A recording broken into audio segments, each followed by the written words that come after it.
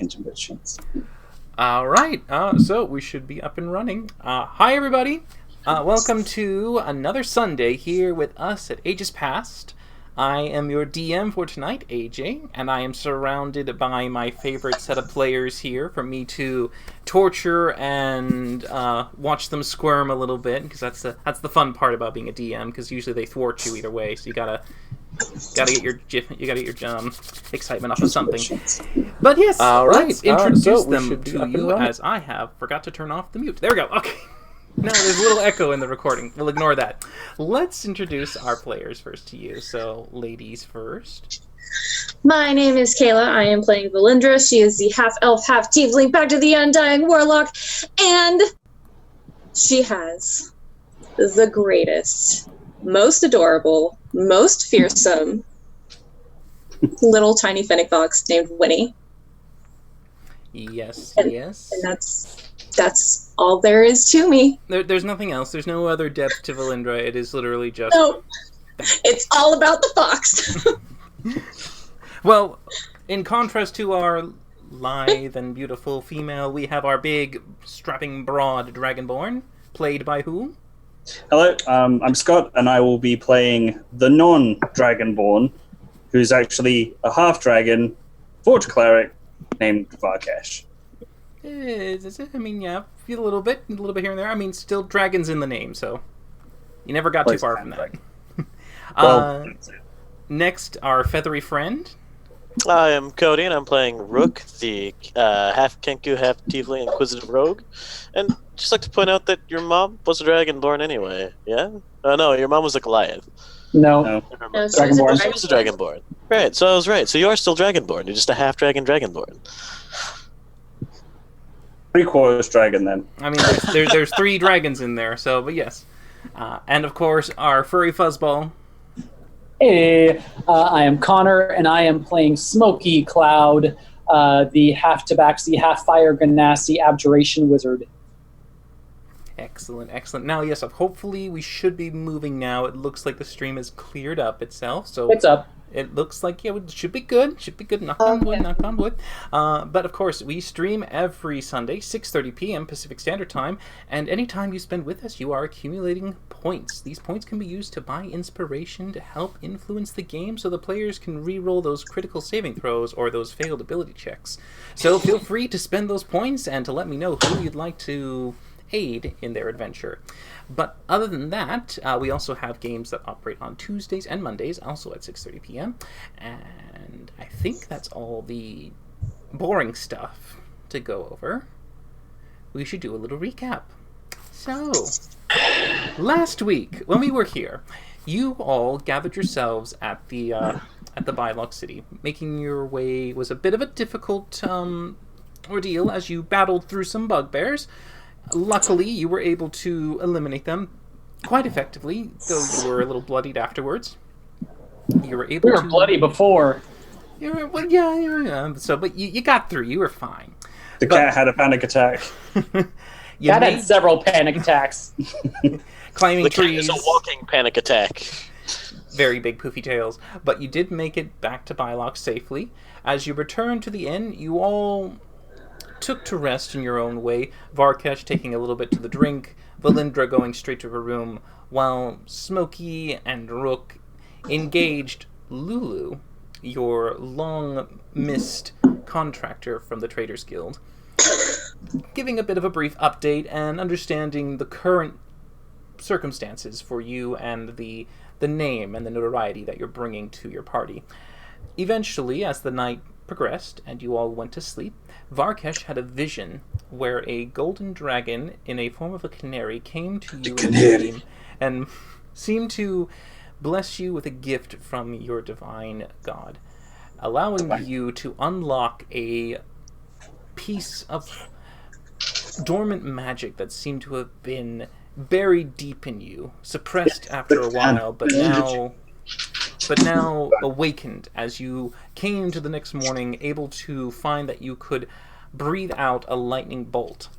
Now, this lightning bolt did sear a hole in the wall, which Smokey abruptly put the other individual asleep in the room. That's what it was. As you patched the hole up as quick as you could, Luckily, I had to ask because I never got to ask this last time. Is this an anemic lightning bolt, or is this like a full-on bolt of lightning? it's a full-on bolt of lightning. Okay, I'm happy with that. As long as it isn't something like anemic. I don't think an anemic one could make a hole in a wall. You'd be surprised. Yeah, we'd like to see those anemic ones doing that, or it's just a very cheap wall. But this is the Golden Lily, where standards and quality are quite high. Now, as you all readjusted yourself, luckily Rook not being singed by this breath, you went out into the common room to find Lulu awaiting you, as you all did a bit of a extra summary and talking a few more details that she seemed to be a little peeved at some, but more than willing to take on the challenge of keeping you as her personal clients. She went off to do her business, allowing you to get a few moments to gather yourselves and prepare to leave Bylock in hopes to not only draw away the creature that has latched on to two of your party members, but to also hopefully find a temple buried somewhere in the ancient ruins of the old district of Trilak. Now, as you made your way outside the city, you gathered yourselves. Smokey did a few bit of hours recording a sending spell, trying to get that sorted, as you all waited for a cart to be delivered to you, which Lulu brought, and you all went on board and made your way down towards the next city. It was a long trip, and you made it to about a good way into the evening, closer to 10 p.m. at night. During that time, a horrible sound came from behind you, and you turned to see, those of you with dark vision, Valindra first, a creeping skeletal figure moving at quick speed, pursuing you with a bloodlust and fury. As you all told Lulu to hightail and run, she kicked the horse into gear and sailed off ahead to try and avoid the potential combat that you would all soon be partaking in. As you ready yourselves, drawing weapons and readying spells, we start off tonight at the middle of combat. As you are here facing the creature, I shall pull you over to the fighting zone. Oh my god. Varkash will just shout and have a realization. The boat! We've left the boat! Oh, and there's that. We did leave the boat. They're gonna tow it. Damn it. Because we only paid for like one more day. We're gonna come back and it's like covered in tickets. So minus that little bit of detail, that might be probably a second worry, and the primary one is facing you dead on. Rook, you start us off. What do you wish to do? Well, being that I can see this horrific monstrosity, first things first, I do not have control of my token. If you don't have control, this is a thing. I'm gonna have to. And the rest of us are not on the initiative turn order thingy. Yes, you are. You guys are. I will. An invisi. I will. I will let you know who goes next in the order and stuff like that. Cool. But yes. Okay. Okay, so I'm in good order now. I'm gonna go ahead and check my distance real quick from this creature. 30 feet. I will take about 10 feet of movement to stand up in front of here and try to insightful fighting the massive bone ghoul. Oh, all right. Okay, so you're gonna try and do that. So that's a insight check for you, right? Yeah. All right. Can it beat a 28? Doubtful. Just saying, No. I really don't like that image. It's creepy as fuck. I know, that's what I was just thinking. I was like, that is not what I was imagining, but now I'm... So it does not seem to be able to deceive you, as you find that probably the weakest places to fire might be the joints, to break off arms if you can. Alright, first things first then. I'm gonna take out try to take out the joint on the, one of the creepy, handibles, the hand mandibles by its head there. Okay. Well, that 28 hits. to hit. Yeah. Sweet. I don't know if it's affected by poison or not. Probably not. 32 points of damage without the poison. All right. Without the poison, yes, because it does seem to be immune to the poison. It doesn't have any effect on it. But you do aim and fire your crossbow with some good precision, and you do strike right where the joint is between this added-on shoulder blade to this extra little arm that's been attached to it. And it does make a nice nick, but it doesn't seem to make it fall off. All right, and at that point, I'm gonna say, right, well, goodbye, and run an additional 20 feet for the rest of my movement back to here and end turn. Okay, alright, as you and scurry away. The creature has been continuously running in this entire quick combat as you come out and shoot as it is then barreling towards you, and you start to turn and run just in time as it reaches your allies. As it goes right there, it takes one hand and it goes to scoop towards Valindra, and it's going to make a claw attack at her. It has disadvantage. No, it doesn't. It has to make a wisdom saving throw because it's undead. Okay, alright, wisdom saving throw for the creature as it tries to go after you, 18. Oh no. Oh, I'm pretty sure that passes. Okay, so it passes and goes towards you as it grips 21. Well, yeah, that hits me. Alright, and as you are grabbed and gripped hard by the creature's bony fingers, you take 8 slashing damage and you are grappled as you are hoisted up. The other hand goes right towards Smokey and also tries to grab it in its clutches. 14. Miss. Alright, the second one for Smokey. Or third one, sorry. Third attack, 15. Miss. Alright, fourth attack for Smokey. Oh, dear God. That will hit. Alright, 27 as you take 17 slashing damage. Wow, I rolled really well on that. Oh, Damn, what did I tell you about rolling well? Only on Valindra. okay. My ward takes all the damage, but yeah. Alright. Luckily, your ward allows that extra bit of cushion along with your fluff to dampen the claws digging into your flesh, but you are hoisted up. As now that is 1, 2, 3, 4 attacks. It has 2 more as it takes the 2 of you in its grasp and moves towards Varkesh. And goes to grab Varkesh. God damn it. And it misses. 6 attack. 23. Oh, son of a bitch. Yes. Alright, so you are also grappled as it lifts you up and you take 14 slashing damage. No, I do not. Fine. And then you are all grappled onto the creature as it moves its last remaining feet towards Rook. It wants a hug. That's Are what it you wants. within range? Are you within 10 feet? Yes, you are. Alright, so it's going to use its last one to try and grapple you. Oh, fuck. And 21. Little. Ah! Alright, It's been really nice playing with so you guys. it grapples you for 17. God, man. I'm going to go ahead and use my uncanny dodge on that. Alright, so you only will take 8 damage from the creature as it also grapples you, and you are all now within its grasp as it is holding you aloft and looking at you, its terrible face still open and wide as black eyes just stare at you lifeless. It's happy and it's gleeful, it has what it needs. It's your turn, Smokey. Okay. I suppose, is it doing the same thing it was before, where it's holding us away from each other so we can't Oh yeah, touch? it's basically like you're all set. Of Like course the it 2 is. in each arms now. Of course it is. It's more like the first one has Valindra up here on the left. This one has you up here. Well, actually, no, because it missed, so you're middle one on the right. Varkesh is in the bottom left, and Rook is right next to you. Okay. So it'd be a bit more appropriate to do it like this. That is where you guys are in retrospect to its grasp. Sweet. Okay. So but I can't touch Rook. You could touch Rook, yes. I could touch Rook. Okay, in that case, I am going to grab Rook and Dimension Door. Okay, you're gonna just go as far away to the... Yeah, we're gonna go, like, over here. Okay. As far as you can. You guys are popped out and reappear up on the cliffside, a little bit off the side of the road, as you can see in the distance. You have... Actually, how far does your dark vision go out?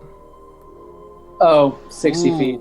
It's just now out of line of sight. You can just hear in the darkness the sounds of bones rattling and just clanking a bit, as you can maybe hear a bit of the screams and shouts coming from your allies, but you can't see the creature at that distance. That's fine with me. It's probably going to chase after us anyway. With that, I still have movement. I will get... Let me look at the magic 60 marker. I can get... Yeah, I'll get right over there. So I can see it. Okay. Okay. As it just barely begins to register on the edge of your senses. Yep. Lindra, what do you want to do? Oh my gosh. Well, I'm going to bonus action Hex. Okay. And And what do you then want to put it to? what do I want to put it to? Mm-hmm. What attribute? Attribute, strength, wisdom, Oh. charisma. Strength, Okay. definitely. And then I will toll that dead. All right. As you toll the dead, the creature makes a wisdom saving throw against your spell, and it does not pass. It takes the full. Oh, sadly, you think that the damage would go through, and as it does, you see that it doesn't do any damage at all. Son of a bitch. It's dead. That's necrotic damage. Sadly, you toll, but it doesn't seem to hurt it. Well, then my hex is no good. Well, it does something. Disadvantage on strength is huge, actually. For its grappling Yeah, hands. and Varkesh, with the strength weakened, you can feel the grip is a little lighter. What do you want to do? Could I reach Valindra? Oh, you're big enough. Yeah, I'd say that your arms could probably kind of just like barely touch a foot if she extends a toe out. Okay, I mean any part of her will do it, and and I'll reach out and I'll cast Freedom of Movement on her. Ooh. I don't think that's a Hey. touch spell. It is. Is It's a it? touch spell. Yeah. Yeah. Okay. All right. So you just. No, yep. Touch. All right. So you give her freedom of movement, the ability to break out of any grapple, which is spending 5 movement. Yay. Is that your full? You want to do a bonus action? He's squeezing me quite hard, right? Harder. I mean, but it's not as hard as you once Okay. thought it would be. Well, I'm gonna be like, please don't squeeze me too hard, and I'll just go, "Blah!" Just let loose the lightning breath. Sadly, you have not finished a long rest yet. It is still recharging. Son of a bitch! What's the use of having it, but I can't use it? Not at least Wait. this day. Sorry. I will cast healing, Cure Wounds on myself. I think That is I an can- action with the freedom of movement, sadly. You only have a bonus action left.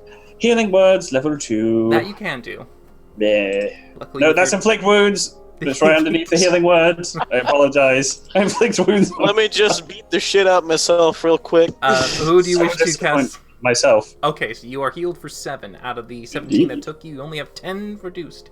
That's how you help yourself get a little better, but yeah, it's now down to Rook. Rook, you're in darkness, and the night is just pitch. You can hear the sounds, but you can't see it. Alright, so being able to hear the sounds but not see it, I'm going to go ahead and run in this direction until I can. Let me check real quick on that. It is visible. It's visible. I've moved 15 feet. That's my full base movement. Check the distance again. And I need to get 5 feet closer. Not 10 feet closer. Oh, right, your Yeah. hand Tiny crossbow. crossbows. So there we go. I took the bonus action to dash. All right. I have 20 feet of movement left, and I'm going to. Yeah, I'm going to go ahead and take another shot over, preferably at the same arm that I shot earlier. Just All to see right. if I can make that happen. I cannot, in fact, make. Ooh, sadly, with a nat 1, you find that as you try to get yourself ready, you see that as it turns, looking in the direction, as it seems to sense one of your allies, it just does this quick turn, and you can see that just as you're about to aim for that, Valindra's body comes right into there, and you kind of do like, oh, and you fire it off just to the side to make sure it doesn't hit her accidentally. And it hits me instead. No, it Thanks, doesn't, buddy. It's like, It doesn't hit an ally, son sadly. of It a just bitch! flies wide. Then I'll take my 20 feet of movement remaining to. You know what? I am, in fact, not going to run towards Smokey. Let's not do that. I'll just take my 20 feet of movement here to plug myself under this tree and Okay. enter. The creature, as it's on its turn, continues to look and sense, and as it does, it moves as quick as it can towards you in that direction. As it makes its way. 45, 50, 55. There it goes. Jiminy Christmas. All right. As it Oh, moves. motherfucker. I don't think it takes Valindra with it. Just so you know, that was not the dash action, that was its normal movement. So it moves with incredible speed. When it has free hands to move with, it just... The map is so small! I would have gone further! Well, then you Wait. wouldn't have cast some spells afterwards at that point, but, you know. Does Yeah. does he take Valindra with her? He does. He's got you all grappled onto him, just like 2 arms onto the side, just kind of like She's held up been in the given air. freedom of movement, or is that only on her Freedom turn? of- On her Doesn't- turn, she on can her use turn. 5 feet Okay. to pop out. Like a little slick, greased up dog. She can just But yes, it goes right there as it reaches both Smokey and Rook within its vicinity. It does a huge claw grapple towards you, Rook, trying to pin you against the tree as it rakes you across. 21. Is that 4 attacks? Well, this is the first attack. It's going for that one. I'll take the full damage this And time around. You take 16 as you are grappled by its hand. The other one reaching towards Smokey as it rakes its claw towards the wizard. 15. Yes. Alright, so that it has 2 in grapples. It made 1 there. That's 3, 4. Has 2 more. 1 more grapple claw towards you. 20. That'll hit. Alright. So at that, you will take an additional 13, and you are grappled in along with Rook here. During Okay. that, it has 1 free hand. It is going to choose between one of its 2 marked targets. So evens for Varkesh, odds for Smokey. I feel like all of us are marked because we've all taken damage. Varkesh. Well, its initial scent is going towards you two. You two are Okay. its like primary must kill first. Okay. So it's going for And Varkesh. it's the cleric. So Varkesh, it will go ahead and make this attack on you. Cash about to get vored? No, okay. A 27 misses. Wait, it does that with advantage? It does. When you are grappled, it has advantage on attacks. Well, are we grappled or restrained? In this particular monster, the grapple becomes part of the attack, and then one of its attack bonuses says if you are grappled by the creature, it makes advantage on the attacks. Oh, there you go. Yeah. So What about the the blindness? hex doesn't affect attacks. No, because it Just is an check. attack. But it will check if you want to escape a grapple. Any of your allies that want to escape, it'll have disadvantage to keep True. hold of them. Well, if that's the case, 27 definitely You hits. take 16 slashing damage from the I creature. can't keep taking that kind of damage. Alright. I need to just move this over, by the way, because people cannot see the dilemma you are in. There we go. Alright. 22 AC, and it's not proving helpful at all. Okay. Next up, we got Smokey. What you want to do?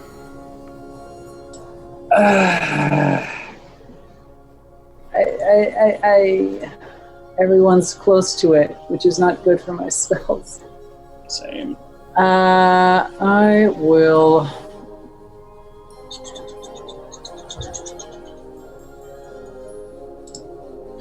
Yeah. Okay. I feel like this is meta knowledge because I tried banishment before and it didn't work because I knew it resisted it. So I'm trying to justify casting it again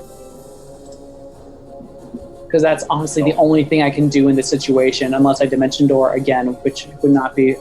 I'm gonna try banishing it. Okay. No message is better. Alright, so you But go... Gonna take us with it. No, it won't. It can't take things that are held by it. Alright, as you cast the banishment spell. 15, does that pass? That that is a fail. That's a fail. Alright, so it's going to use its legendary resistance to succeed on it. Advance Yep. one of them?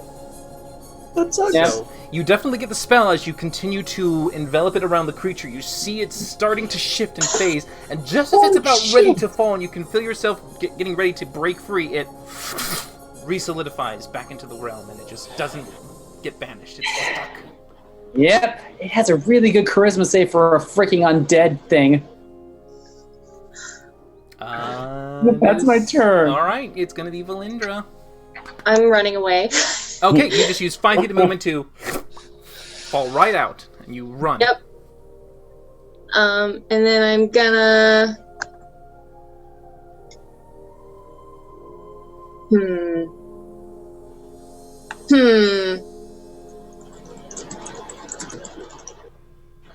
What the heck? I'm gonna go big. I'm gonna use Magic Missile.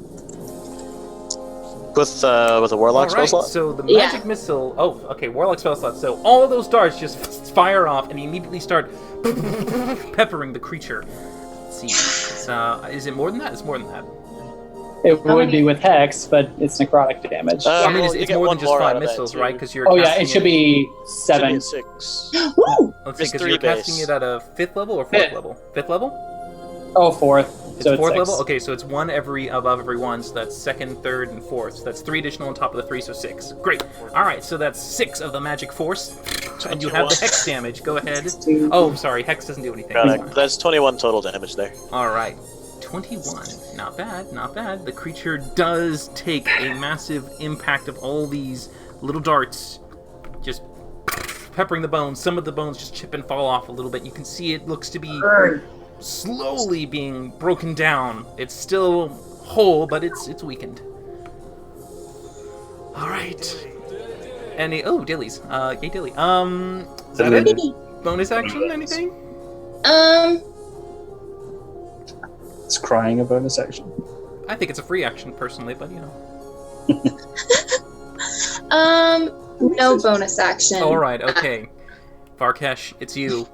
Okay, I'm gonna get really angry and I'm gonna fucking nail it with one of the biggest spells I have, and I'm going to raise my big old blue mitt and cast Flame Strike right down onto it. Ooh. Oh, okay. Where would you like to center this? I'm going to do this from that beginning point, so about here. Let me All right. I believe it is a 15-foot radius. It's 10. You sure? It's 10. Okay. So go ahead and you flame strike as you build up this torrent of fire from the sky above as it starts to slowly swirl as if a divine force is bringing forth the energy, and it just... This spell never does any decent damage. Oh, go ahead. As you see the column impact where Valindra once was, allowing you an opening to strike at the creature. All right. 12 fire, 10 radiant. So it makes a dexterity save, which is a 17. It just barely passes, getting out of the way as only one hand gets seared a little bit from it. So it takes. That was a 5th level spell, and it's just reduced half of that damage. And it wasn't even big damage to begin with. Oh, But you did it. Sadly, you rolled 3 nat 1s in there. I'm never using Flame Strike again. But it does start to char some of the bones. As you can see, the hand where Valindra once was is now kind of charred and ashen. But, Alright, and I'm going to use Healing Word on myself at Okay. 2nd level. All right. Please, again. Bigger heals. Oh my god. All right, you heal for 6. I hate this game. Okay. Next, 2 1s. Rook. You're Alrighty, boys. Let's do this. What are you gonna do? I'm gonna take my action to try to break free. All right, go ahead and make your acrobatics or athletics, your choice, as it will make a disadvantage check to keep you in its grip. Ooh. Ooh, it's probably gonna. Oh yeah. It rolled terribly. Yeah. My action. I'm then going to bonus action dash. All right. Okay. You bonus action dash away. As where do you wish to dash? Working it out right now. Put myself way back over here and then turn. Great. And as you do that, it's going to use its reaction to try and grab you again. Yep. 'Cause it 17. can try. That is my AC. God damn it. Okay. Sadly, so as you try to book it, you just get grabbed in the back and yanked right back into the creature's grasp. I hate this You creature take so much. 15 slashing damage. Oh. I'm going to use my uncanny dodge. All right. So instead, you take 7. Motherfucker. And you All are right. returned Well, back into its grasp. that was a wasted turn. Yeah. All right. At the start of its turn, with its 2 victims in its throw and only one now being held at bay, basically to keep you from doing anything, it's kind of making sure you don't mess with it. It's going to use its 3 remaining hands. Let's see. It's going to go. Let's see who is the more primary on the second one. Evens for Varkesh, odds for Smokey. Varkesh it is. Varkesh, you get 2 of the claw attacks as Smokey gets 1. So with the 2, 28. Oh, there's What? advantage. My god. 20. That misses for the second one. 28 hits though. All right, and the other one for Smokey, 23. Oh, well, that'll hit. All right, so for Varkesh, you take 13 slashing damage, and for Smokey, you take 10 slashing damage as you are continually raked across. The armor that you're having is just barely keeping hold as it's just getting into the corners and digging in, clawing. Blood is coming across your skin. You can feel the warmth trickle down. It's raking at you as hard as it can. It seems its focus and fury is on you too. And it is now Smokey's turn.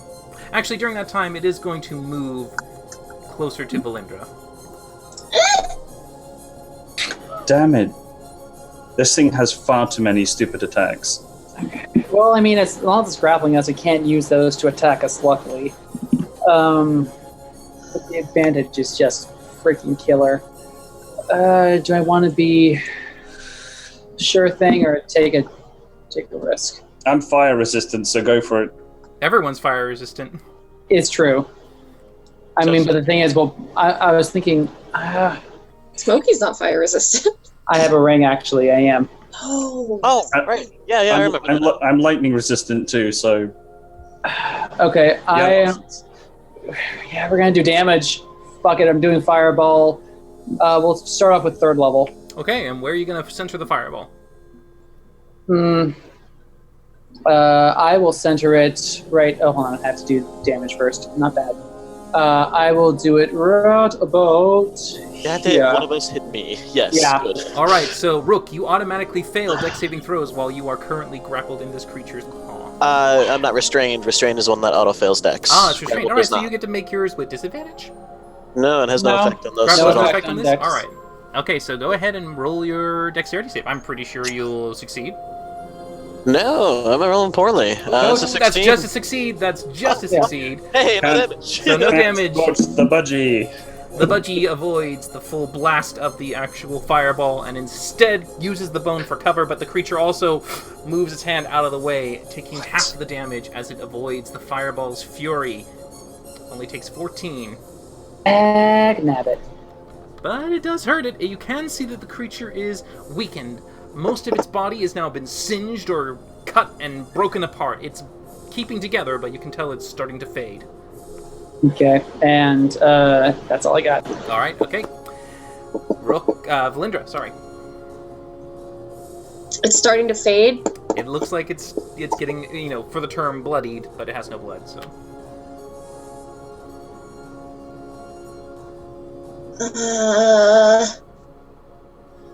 An undead would be useless on this creature.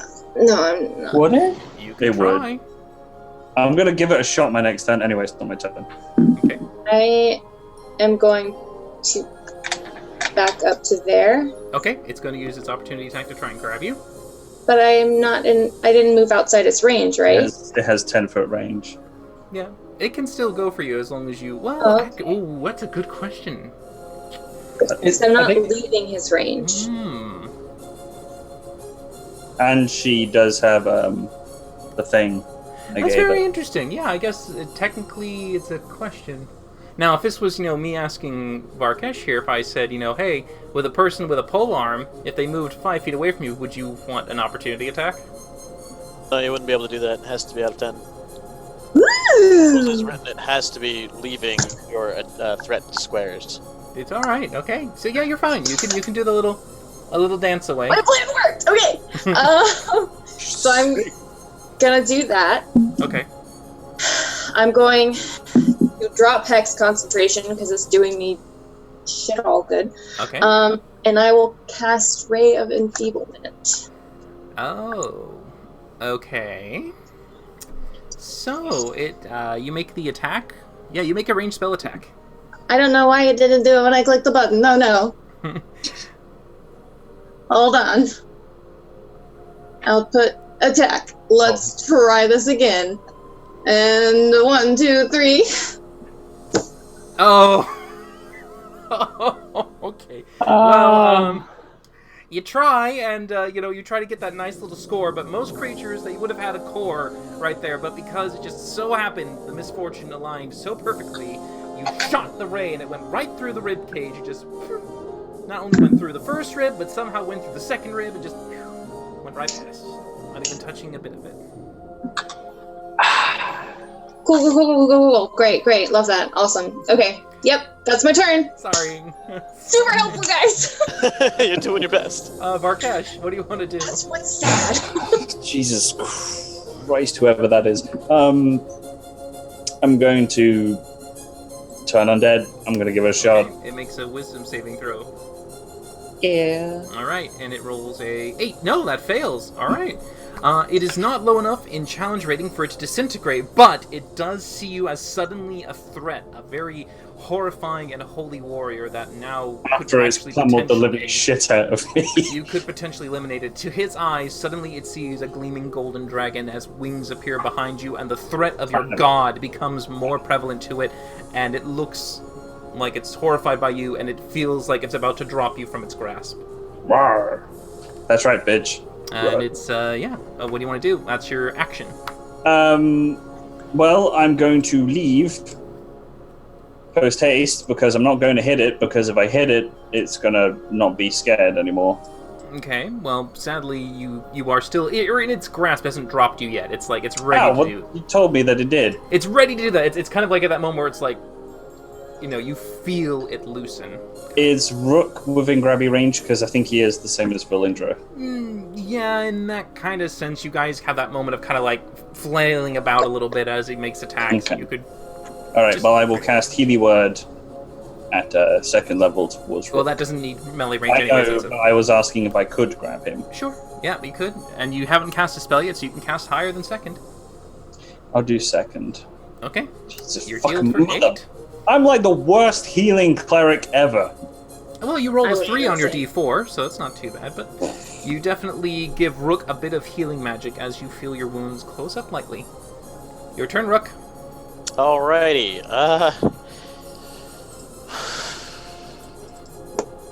Kind of giving up on the whole getting away from this thing at this Too point. fast. I'm just gonna start shooting at it.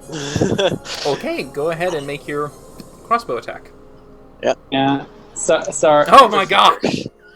What is life? What is happening? So, This- just as you're ready to fire right into its skull, it turns and sees you, and it just flicks its wrist at that point, and you just suddenly are facing the sky just as Flick you of the wrist. fire off your crossbow bolt, and it goes. Beep. Alright, and can I use my bonus action to drink my final remaining greater potion of healing then? If you'd like. Yeah, I'm gonna do that because this is a bad time. Yeah, I mean, oh god, so many ones. Actually, you know what? I lied. Bonus Instead, action I'm shoot going to. I'm going to bonus action shoot again. Load it with a silver bolt, which technically has to be in a different hand crossbow because I can't fire from the same one twice in a row. I don't think. You're gonna hit it. At least okay. not for it to count as an offhand attack, because I don't have multiple attacks. If Oh, I you did, have I to have could, but I don't two- have extra attack. I have to use my bonus action to fire as an offhand. Right, because you have 2 crossbows. So yeah, with your main one being your envenomed, your other normal one is the one you Yep. fire with. And that's going to be with a silver-tipped bolt, just to see if that is functional. Okay. 27 Well, that to hits. hit. And that would get sneak attack, because Yes, I it have does. fighting. So that would be theoretically 31, possibly half to 15. Nice. And sadly, you do see that without it having the magical nature imbuing the bolt, it doesn't seem to do as much damage as you hoped. But it still takes a good bit away from it, as the second one, you readjust as you aim down and fire it off, hitting the brow of the skull. That And should now- actually just be 26, though. I forgot to take off my dex mod on that. Oh, okay. Yeah, And now the just creature- offhand. Is no longer scared. Alright, so then it's 13. And the creature is at the moment no longer feared. Nope. But at that time, it would have dropped you, Varkesh, because it's kind of horrified and you are let loose. So at the moment, it's going to have to re-grapple you. Yeah, I mean, it would have just fucked off with the rest of us in its hands either way, so I feel pretty good about this choice. I'm gonna remember that. And that's your turn, right? Yeah, that's my turn. Alright, it is going to try and get Varkesh back in its grasp, because that's its one target. It needs to get it. 26. No, it's a night. No, I don't have Hex anymore! Because you dropped it. Well, that's okay. Hex only does it to ability checks. This is an attack. But if you did actually get your enfeeblement ray off, that would have done a weakening, because that is a Yes! strength-based attack. But sadly, no. it goes full through. 16 damage to Varkesh. This is now picked up. And with the last 2 remaining hands, 1 for Varkesh and 1 for Smokey. Great.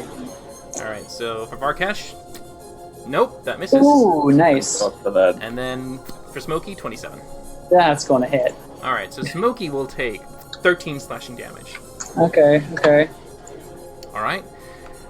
Yeah, it's not going to move because Valinda is technically within its grasping range at this point, so it doesn't feel like it needs to be closer or farther away from her. Just see what she'll do next. Smokey. She also hasn't been doing much threat, she's been missing, so. Let's just rub it in. I am going to do another fireball.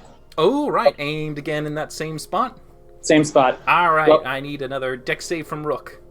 Okay, boys. Level 3. Pray for not another nat 1. That's all you need. That's all you That's need. all you need. You barely keep passing every time.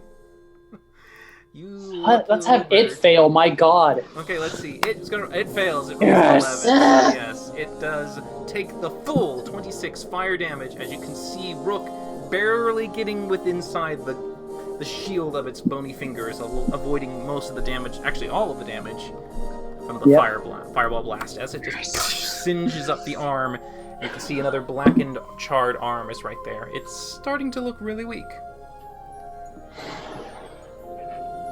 And that's all I got. All right, Valindra.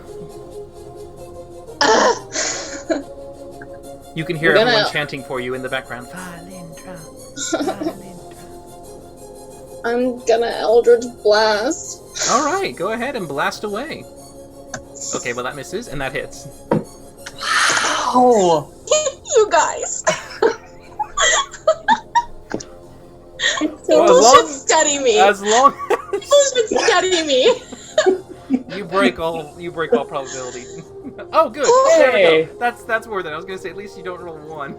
decent damage. All right. So the first one again through the rib cage, and you're just thinking, bugger rib cage. So instead, you readjust it, aim for the skull, and score a nice blast as it chips away the bone. You can see now it's got a larger hole under its eye socket where you've shattered some of the bone away with your blast.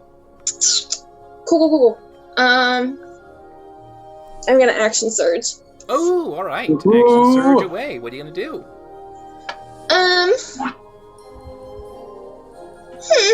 I'm gonna use my rod to cast Magic Missile at 4th level again.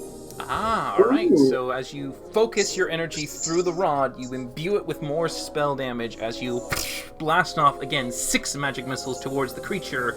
9, 12, 17, 22, 24 points of force damage. Woohoo! Very, very nice. The creature is absolutely weakened, as you can see that it is barely hanging on. Rib cages fall down, pieces of bone just scatter on the floor. The creature is hobbling a little bit, just barely keeping itself upright, but it still has some energy left in it to do what it needs to do. Okay. Barkesh. Oh, does Okay, she wish to move, Valindra? Do you want to move? yes. Do you want to You move? can. No, Okay. Okay. I'm not well, falling for that. I've never used this breath weapon in combat, so I'm curious. I'm going to breath weapon it. You can't Take a remember. deep breath. No, you can't remember. You never told me. I did. He told you at the beginning of this fight. You tried Yeah, to you use tried it it 2 earlier. rounds ago. The amount of damage it can do. So I'm going to let loose with the breath weapon and try and hit it. You can't, because the breath weapon's not recharged. Oh my god, that's right. You said it isn't recharged. So guess what I'm going to do? I'm going to do sweet fuck all. Well, I mean, you can do what you like. The creature I'm is going weakened. to. Oh my god, there is nothing I can do that's worthwhile in close combat like that. So screw it. Spirit Guardians at 3rd level. All right, that'll do it. Oh my god. All right, it makes a wisdom saving throw for that one. And it fails, so it takes the full 7 damage as you spawn once more a plethora of little wormlings, these tiny platinum Stop saying golden gold. like You keep saying gold all the time, so I'm just getting there before you do the platinum. platinum-looking little dragonlings that swarm around and all start to bite and nibble. Very similar to the way you finished it off last time, as those creatures came in and started gnawing on the bones of this creature. It's familiar with this, and it doesn't like it as it kind of instinctively tries to retract and pull away as these things start to peck and pull at it. Fly, my pretties. Kill it. All right, Rook, Rook, what do you want to do? come on! Kill it. Try to shoot him again. Okay, all right, no nat ones this time. Not much better. That's a 2. All right, so Oh my that gosh! misses. What is happening? And now comes into play some research that I was just doing because something was bugging me about wording. I checked the crossbow expert's wording. It is actually doesn't say that I have to use a bonus action to fire with an offhand. It just says when you use the attack action and attack with a one-handed weapon, you can use a bonus action to attack with a hand crossbow you were holding, which implies it can be in the same hand. crossbow. What is your ruling on this? I'll say you can do that now, as you probably maybe experimented with the silver bow last time, so now you're just like, fuck it, silver does nothing. And you just do like a quick fire on the same one. Alright, we'll try that again then. Okay, that hits! That hits. Oh my gosh! Thank God. So that would be 23 points of piercing.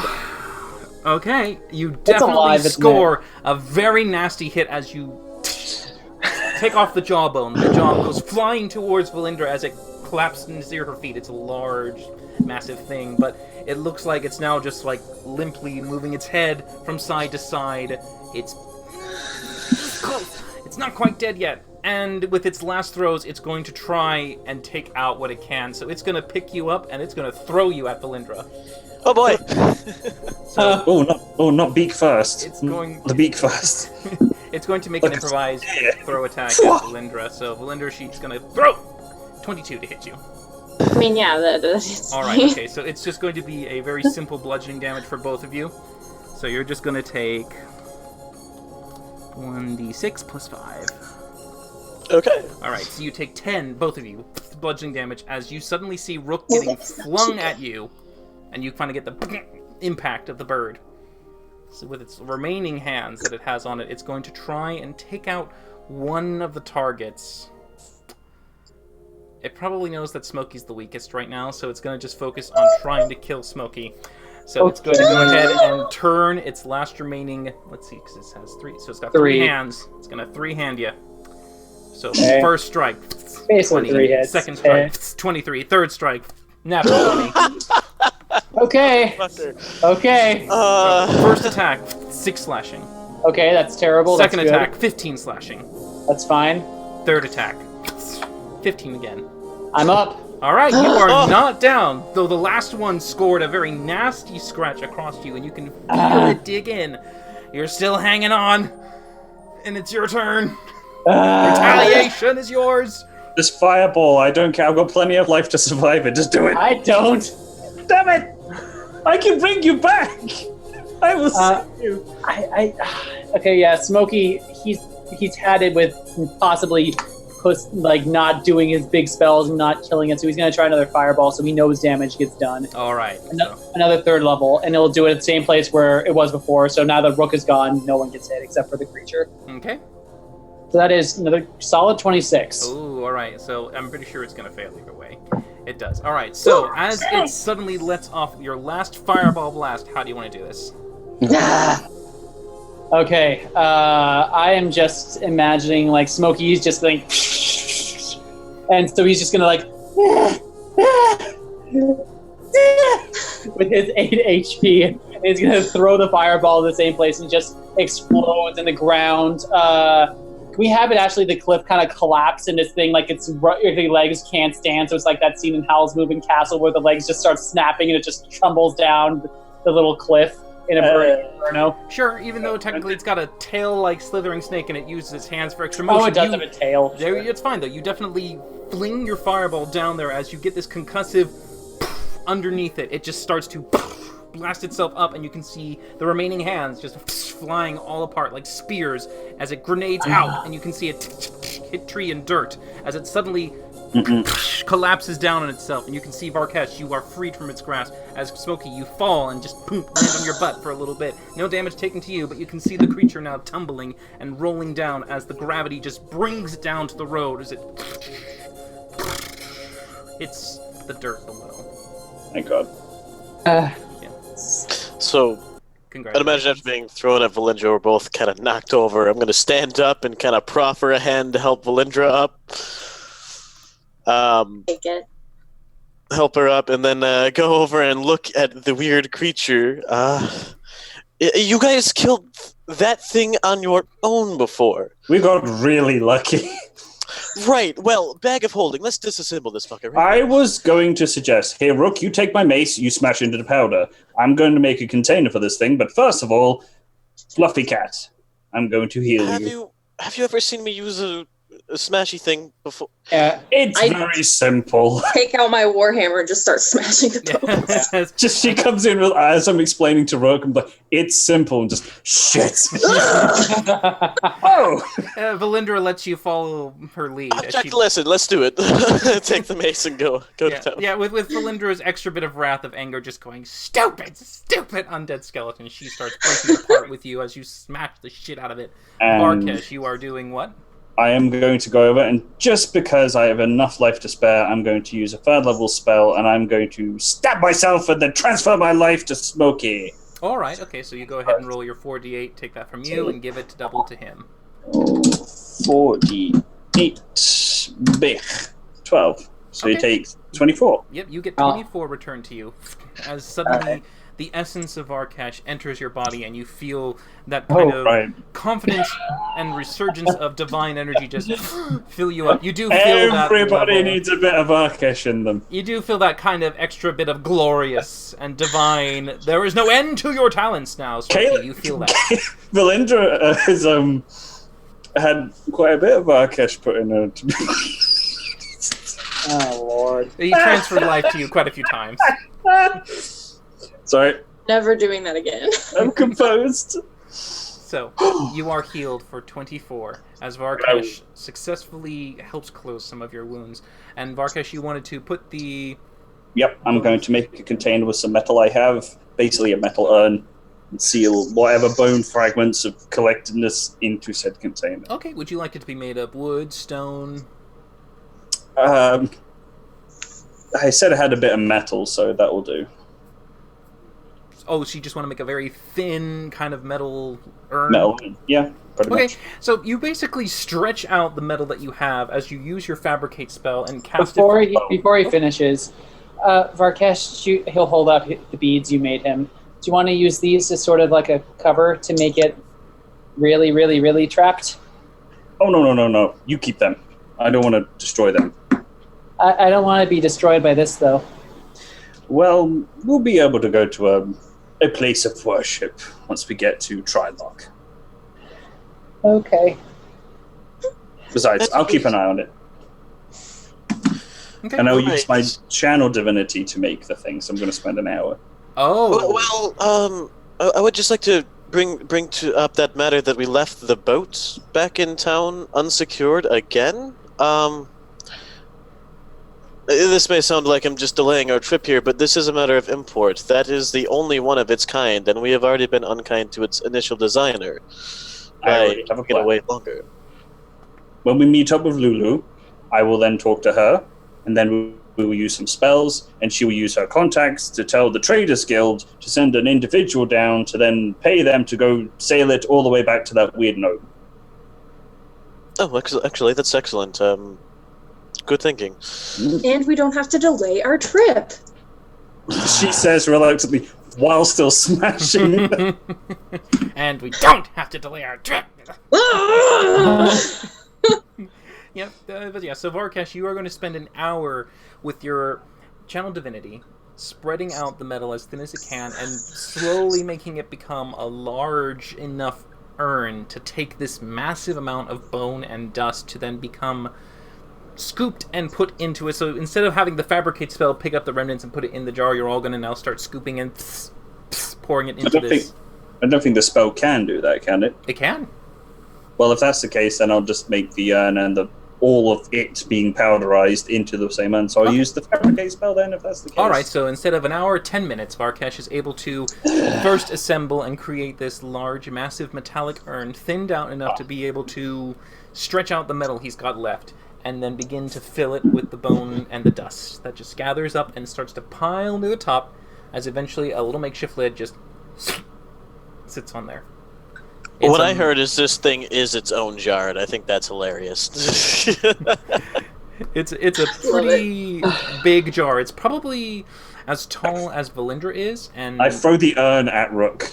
you'll have to make a strength. Well, no, you can lift it up, but it's not much of a throw. It's I- more of like a log toss for the Scotsman. It's like the No, don't break it, because we just put everything in there.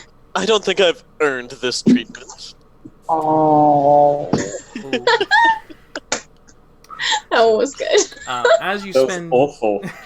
as you spend Should your be 10 forbidden. minutes doing this, you do hear the sounds of cloven hooves coming back, or not cloven, just hooves coming back, as well as a cart, and you can see that Lulu has cautiously reapproached to see what's going on, and sees the large urn out of nowhere, and unsure what's going on between all of you, as you seem to be throwing bad puns and angered faces at each other, but she does look back and go, "Darlings, is everything all right?" Oh, yes, we sorted the situation. You all look quite beaten and bruised. Badly. We sorted the situation. Very well.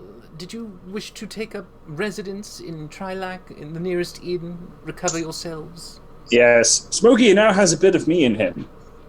That I think we all do, Varkesh. You've still yet Oh. to. you. You've Nope. still yet to, and I'm gonna get you. You technically could do it now if you wanted to, but, The you know. cogs are turning. The cogs are turning. Nope. Yeah, Miss Lulu, we want to get to Trilock post-haste.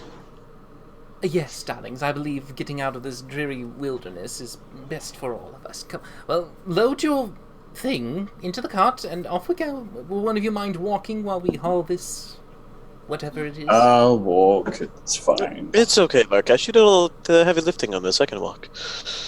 It's going in the cart. Well, yes, but I think I will have an easier time keeping up.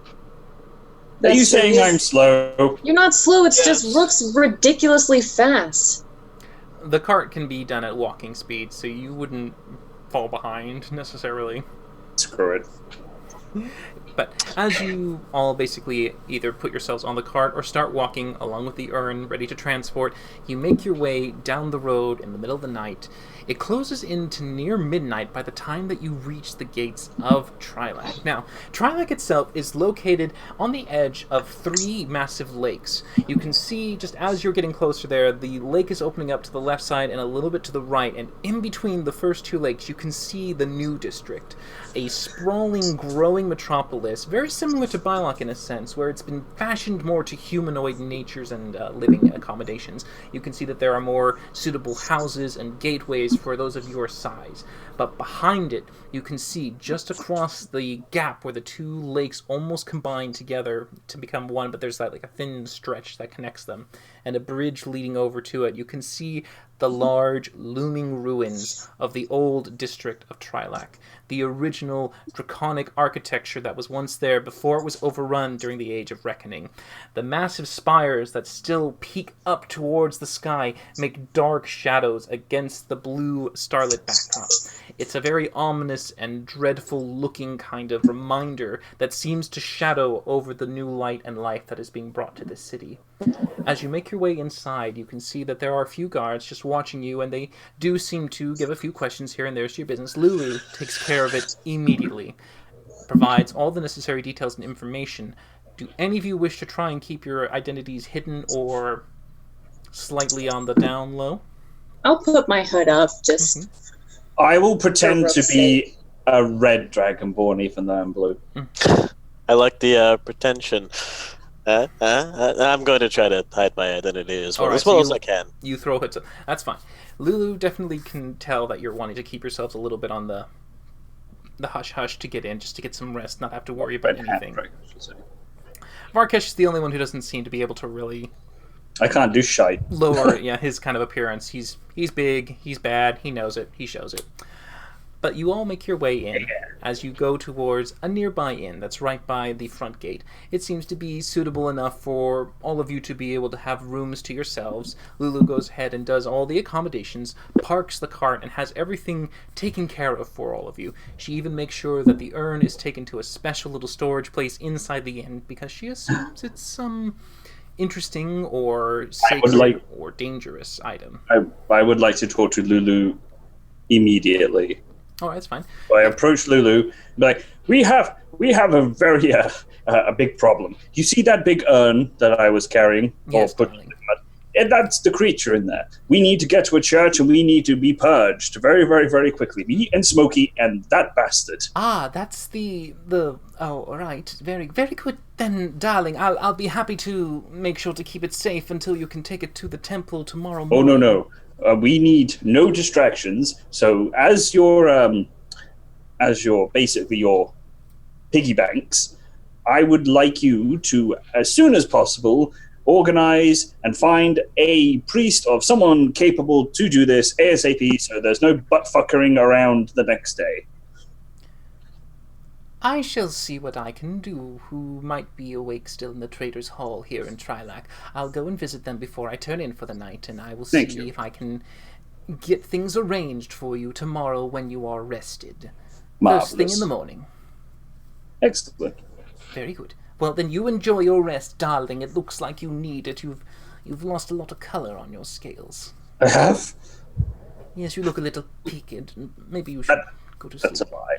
I think that's Rook's blood. I don't know. Well, perhaps Nope, it's fine. you might be able to wash up if they provide... Can you provide him a pitcher of water, please? As you see her looking over towards the counter where the Runs innkeeper over, is. throws a small bucket of water on me, and I'm just like... The Okay. innkeeper gives a bit of a nod and acknowledgement, allowing you to all be given a kind of pitcher and bucket to clean yourselves with rags and water. Lulu, also, I mean, I'm sure that you've gathered we don't want to make too much known of our presence, but if you could avoid using our names as much as possible. Well, darling, that's not a Especially- problem for me. I just prefer to call you darling. Simple enough. I mean to other people. Oh, yes, of course. Yes, I Yes. took the hint that you were keeping it on the down low for the moment until you're ready to expose yourself to the world, to debut your amazing talents to the rest of the people here. Yep, just waiting for the right moment. Excellent. I knew you knew. We are like-minded, you and I. We're getting closer like sisters. And she pulls you into like a sideways hug. That's that whole hand, you're going to make you a star. Just pat her on the head. Yes, darling. Well, here. You go get yourself rested and cleaned up. Look your best. Tomorrow we shall be going straight to the temple to purge your friends of this taint. Okay, Indeed. I'll go pass out. I looked to Smokey. Ooh, can you change colors of people? Like, could you make me maybe green or red? I mean, how far can prestidigitation do for him? You can change an object's color, not a Yeah. person's color. I mean, you can make an Arcana check if you want to try and change the skin tone of someone. I'll give it a try. Okay, go ahead and make an Arcana check for me. Turns me into like a rainbow Oh lizard. yeah, easy enough. You're able to kind of focus it and have it attached to the similar texture and external skin of Varkesh as he... What color do you want him to be now that he's in the inn? I think he was talking red. You can make me any color you like.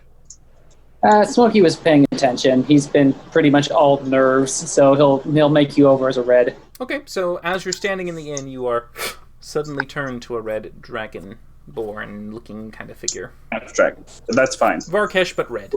We'll get used to that. And I'm just like, ooh, I'm red. I like blue better, Yeah, but still, it doesn't last super long.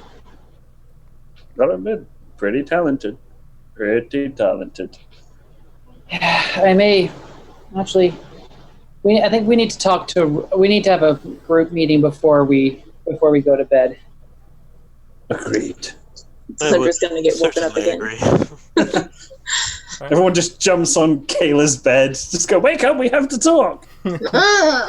You can all pick a room if you'd like to congregate in, but Lulu does retire to her room, letting you all recover and go to sleep. So she's not watching you if you chose to leave your room and all meet up and talk. Okay. So we get there. I cast Mordenkainen's Private Sanctum. Okay. Same as Golden Lily, 100-foot radius, just transparent. All right, a big expanded barrier goes throughout 100 feet away from all of you. You are safe and sound as you feel that you have been in this barrier before. Okay.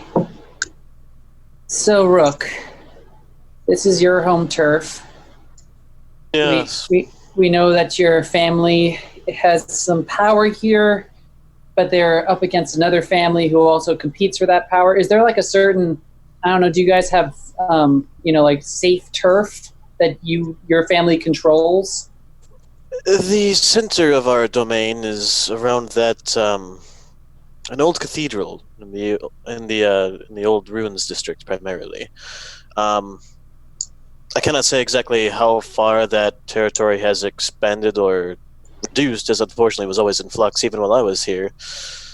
But the closer we get to there, the more likely we are to be accosted, as it were.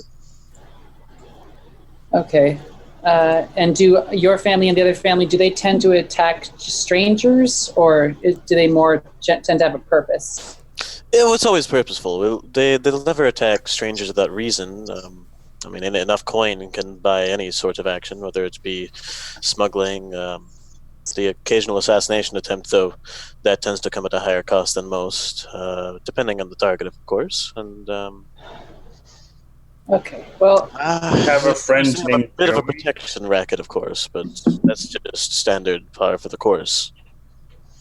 okay. Well, my question is, I have this spell that can make us look like other people for 8 hours. Should I prepare it for tomorrow?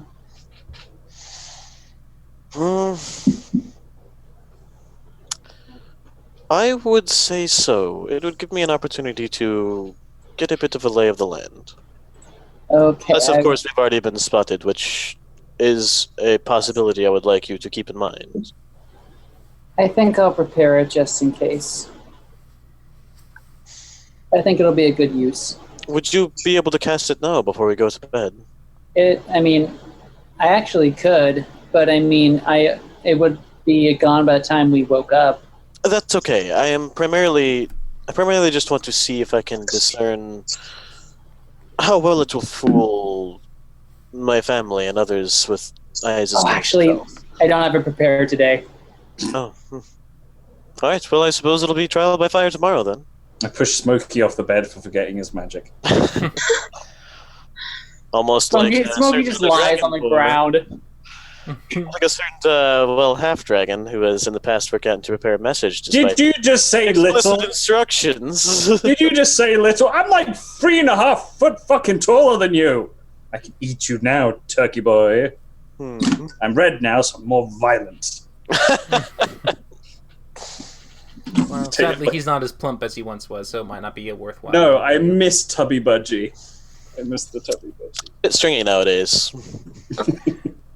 From the floor. Is there anything else that we need to do before we sleep? Do you need a pillow?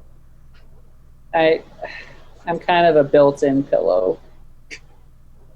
Fair I'll enough. pass him a pillow anyway. Just like throws it at him. He'll reach around until.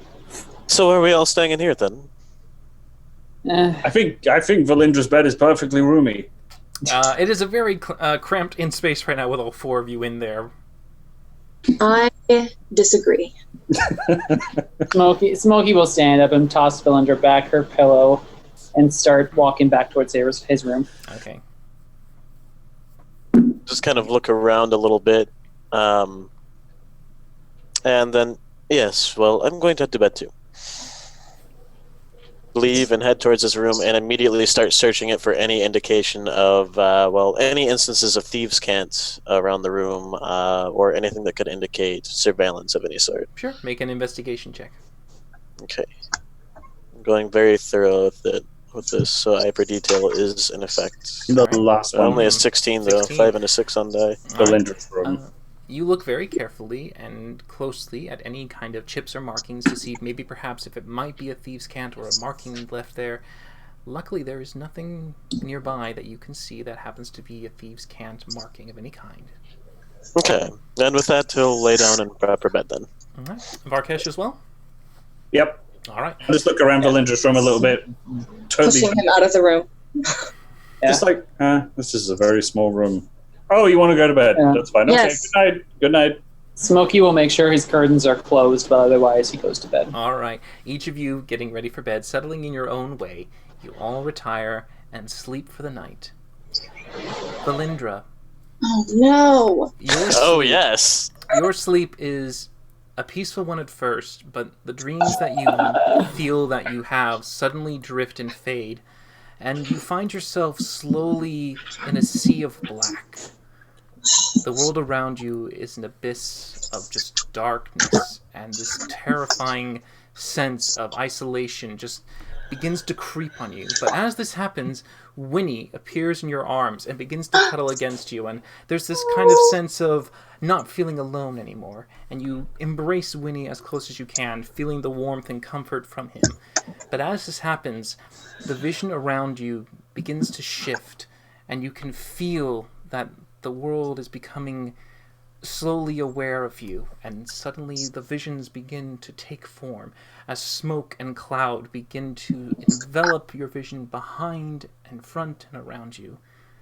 You slowly look around and listen carefully as you can hear the sounds of something slowly growing closer to you.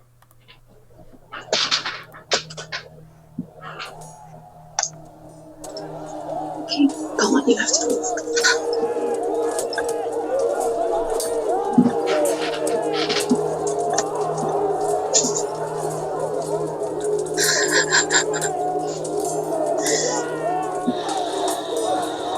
You can see a sea, a battlefield in front of you. Can you hear it, girl? Can you hear the screams? The breaking of bone? The symphony of striking steel? The dying desperate, music to me. I bade you to come, little soul, to seek what I have lost, to venture to this desolate and blighted ground. I have shown you where you must go, and yet you have not. Foolish child. And as you feel your vision suddenly get enveloped in darkness once more, you look beneath you and Winnie disappears. The isolation begins to press against you and you feel the abyss swallow you and loneliness takes hold. You are alone, child. There is nothing left for you but darkness and death. There are others who would seek my gifts bestowed onto them. Your will is strong, but I am beyond strength. I am eternal. I am unstoppable. I am coming.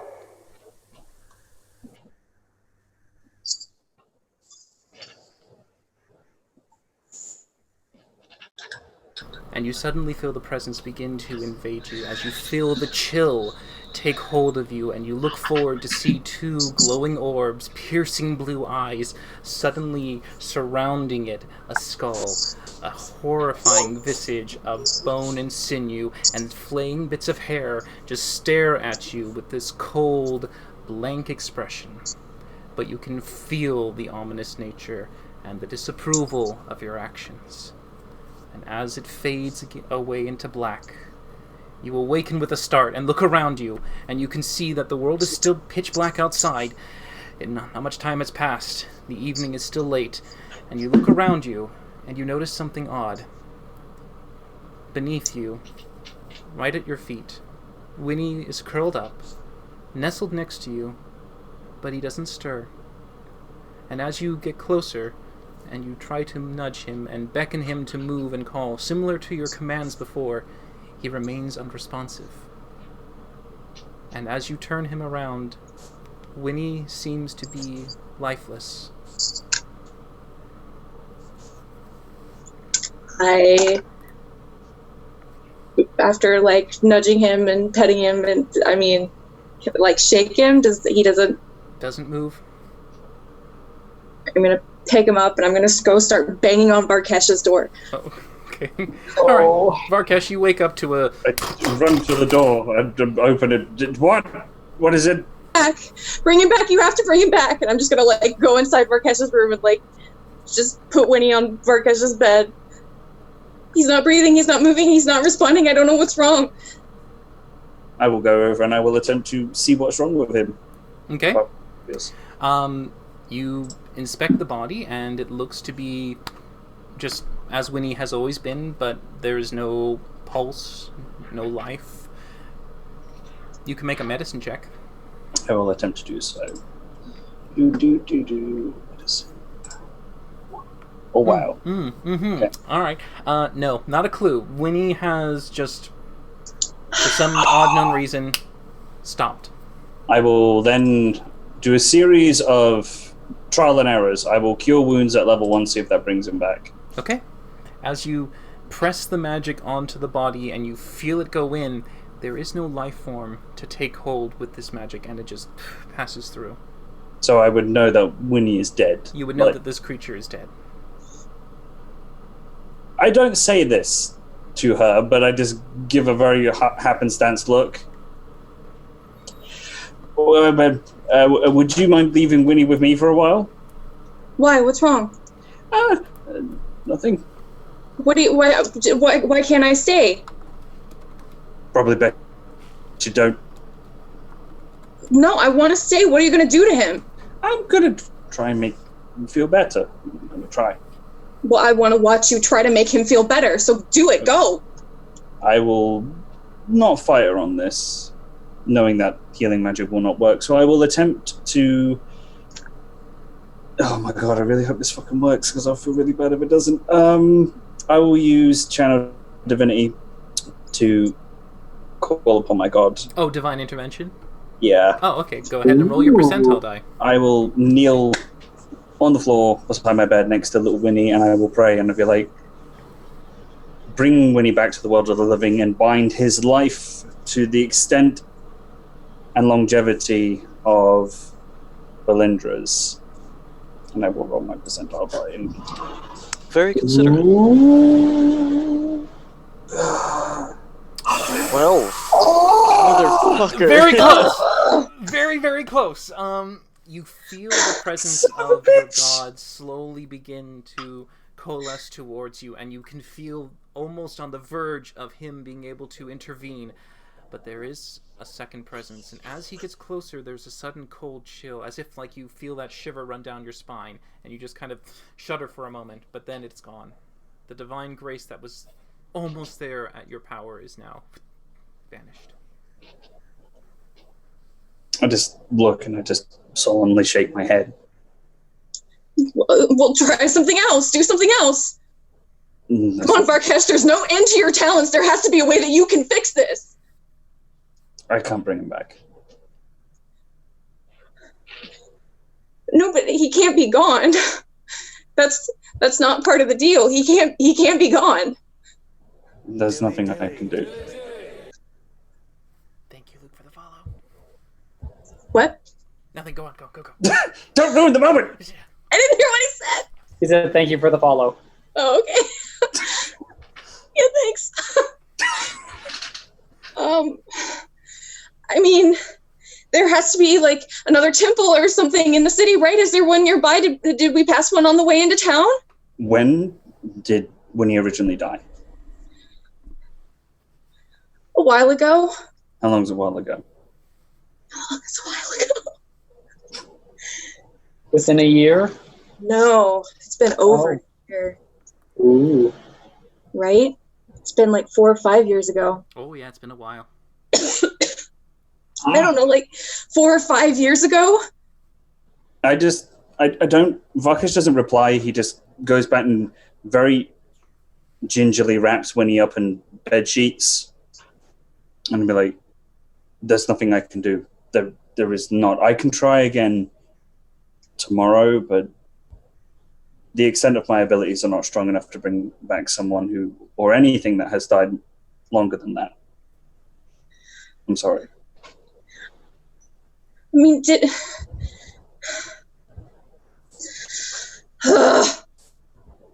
I'm gonna take Winnie back to my room.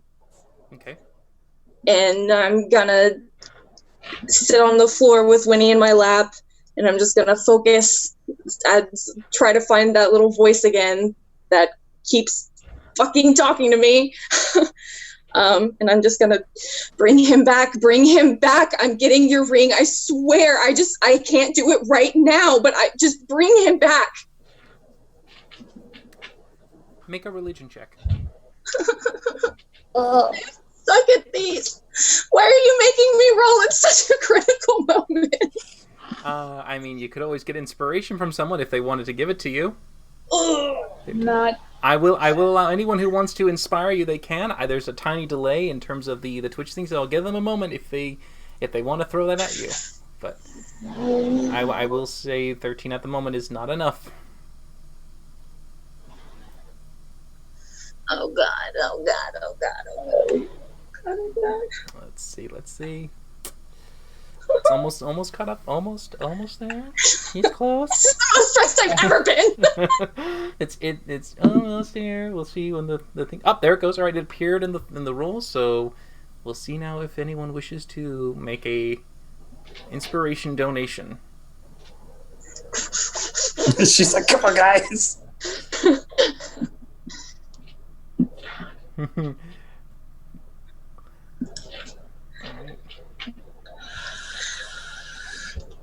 Give generously.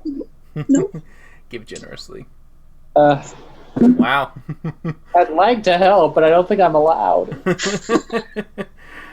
Sadly, the players can't buy them for themselves. Yeah.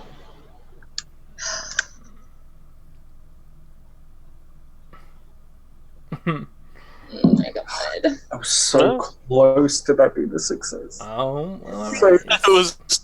It was what, 2 off? One Yeah. off? Two. Two. I felt so bad that it didn't work. I know it was a long shot, but that was just teasing. Would have That been wa- clutch. Yeah. Yeah. All right. All right, maybe. Okay, we have last calls out. I don't see anything at the moment yet. Just giving you like another 30 seconds.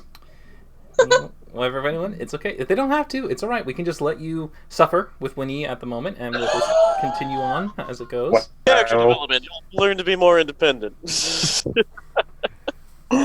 Jeez. Voice of an asshole there, by the way.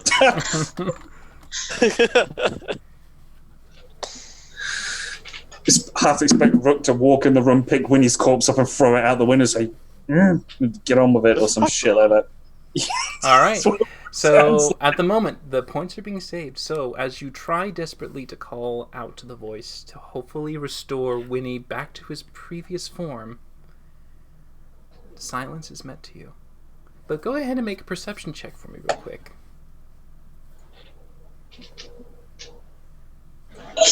Oh, wait a minute. Looks like Tamrick at the last second might want to try and throw it up at you. Ooh, too bad that 20 wasn't used for the religion check. Go ahead and just, you can make your second religion check. If he's gonna go ahead and do that, I'll deduct it from. It's All right, destiny meant is, to be. is determined for you to have the 13, even with the help, sadly. So, with the perception, though, you do notice something. Oh, there's the redemption. All right, so you don't get a response, but you do see that as you're sitting in the dim light that you probably would have given some candlelight to light and move your way around just in the general vicinity, your shadow is casting on the ground and against the wall. So I'm gonna try to stitch Winnie like I have in the past. Every time you attempt to try and pull from your shade to give it the thread that you used to stitch up Winnie, it doesn't work. The thread doesn't come out. It's just this weird view of you just picking at Shadow, and it's, if anyone was watching, it would look bizarre as if you're trying to touch Shadow and you can't touch Shadow. It's not working. Oh, no. I still have like the branding on my arm, right? The brand is still there.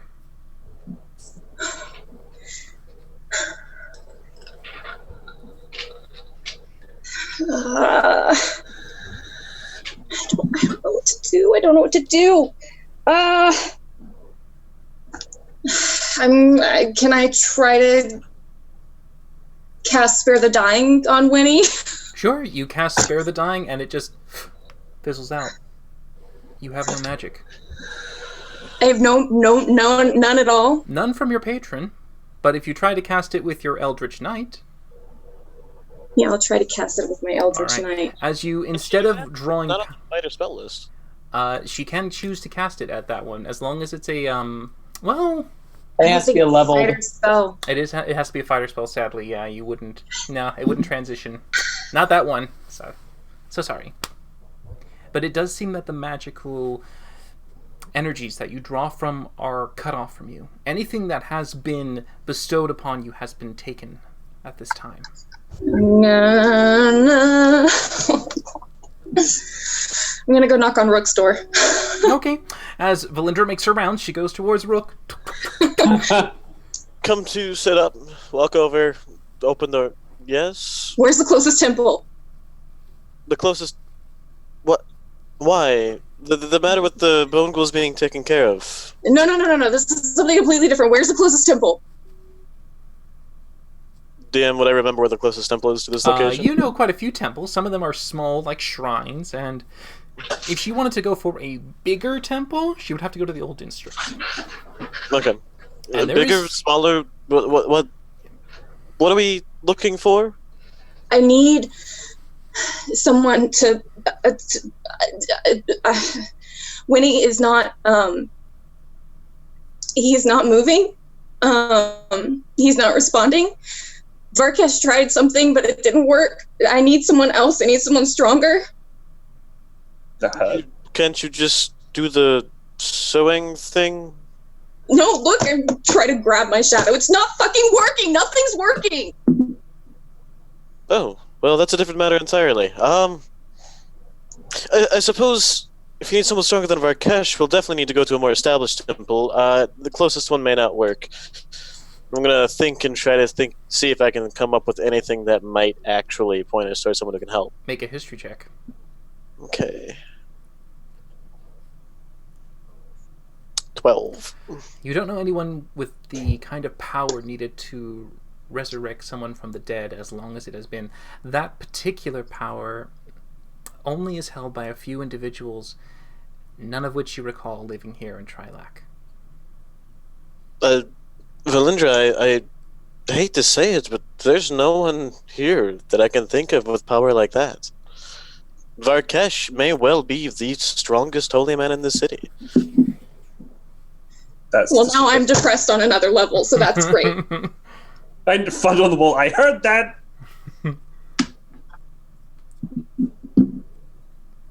I'm sorry. I wish I could give an answer beyond that, but that's all I know.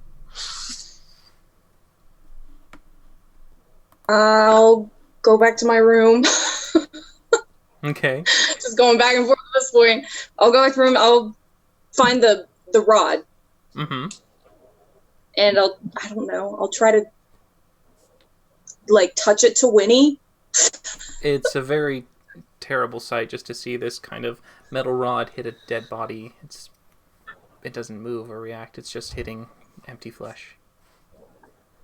She's just touching, not slapping. No, it's just that. I'm gonna put the rod on the floor. How sturdy is the floor? Sturdy floor. It's wood. I'm gonna put the rod on the floor, and I'm gonna take my warhammer and I'm gonna smash it. Oh, okay. When you take the hammer, it just goes ding, comes back up. What do you want from me? Oh my gosh. I'm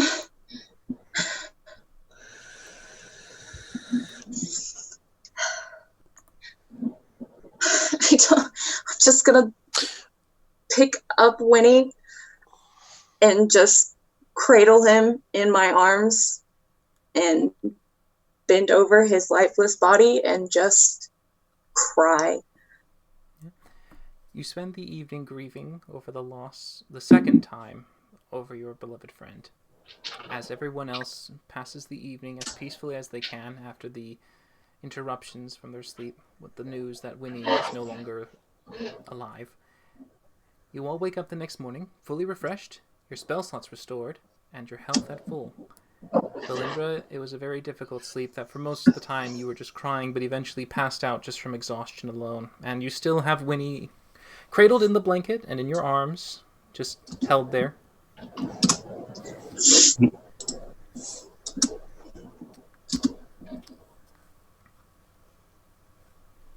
What do you all wish to do? Well, I'm going to go ahead and step out and go and knock on Varkesh's door first. Okay.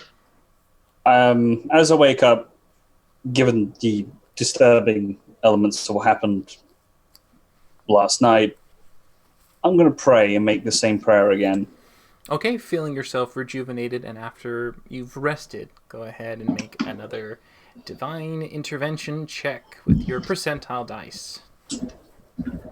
Come on, buddy. Come on, buddy. Sadly, the blessing and the influence of your deity are even more distant now. I just put my fist literally through the wall. Okay, you definitely punch and you get a bit of a crack in the wood. You can see that it's just splintered a little bit. At this point, there's a knock on your door, Varkesh. There it is. Wait, did I do that? Varkesh, you okay? So are Brooke and Smokey at the tower right now, then? Probably. Oh, hi, Rook. Hello, Smokey. Did you Come in. walk inside at this point? Did Valindra come to talk to you last night? Just sit on the edge No. of my bed. Well, based on Varkesh's response, I take it she did come to speak to you. Smokey, close the door. Lock it if you could, please. Okay. We all scared of the winter. You should We're be. gonna have a private conversation. Right. Well, to fill you in on what I know, it would seem that Winnie is dead, unresponsive to her magics, and she can no longer manipulate her shadow as she has before. I don't know what else that extends to, but she is certainly distraught. She came seeking any information I might have on a temple in this area that might be able to help, but I'm afraid I have nothing. Do either of you know of anything that may be worthy of note? I came close last night to saving Winnie, bringing something of him back. Then something just dark stopped me. So close. I have something I can try. What do you I have in mind? Well, I think I need to talk about it with Valindra first. I think we've all learned, and this is Varkesh going to have a very serious adult moment here and just go, I think we've all learned from our time together that we should all listen to one another as a collective, as a group, instead of, So why isn't Valindra here then? Well, because I wanted to discuss matters moving forth first, and I mean no offense to her, but she's distraught. This conversation may well take turns that will upset her further. Okay. Off the top of my head, I mean, I do have that spell from the old book that raises dead. All right, that's still written in your notebook. No, it's burned, but I've always kept it in my mind. I can technically do that too, but I don't really like doing it. I think Smokey's referring to the one that he memorized, but he burned up. Yeah, here's the special version of it. I know, I just hoped he just wouldn't mean that one. I mean, I could try that. Is an interesting proposition. If the taint of the Whispered One is no longer attached to Winnie, it may well be worth trying. But how have you... You've just held that in mind every day since then. Oh yeah, I mean, I I kind of made up a little song for the incantation. Don't sing it for the love of God. Right. Well, don't sing that until we get in the vicinity, but I think it may be worth a try. I recommend against it. You recommend against it? I forbid it. Varkesh, I mean no disrespect by saying this, but we're all individuals with their own choices. You can forbid. I will not have a spell like that being cast. It's not like a simple raise dead that some of us holy men can actually do. This is a spell that was created by a far more nefarious individual. Just about any spell can be turned to nefarious ends or good ones. It doesn't matter where it came from. Well, Says I the mean, one who cannot use magic. Varkesh, did you prepare Raise Dead today? I'll have a check. I'm 50-50 on that at the moment. Well, this has been the time when you would have prepared spells, so... I mean, I guess I could if I was allowed to, but Yeah, I mean, in order to get ready for the day, this is the time when you wake up and you go through the preparation of choosing your spells. So you can always discuss, because you meditate for that time to get them ready.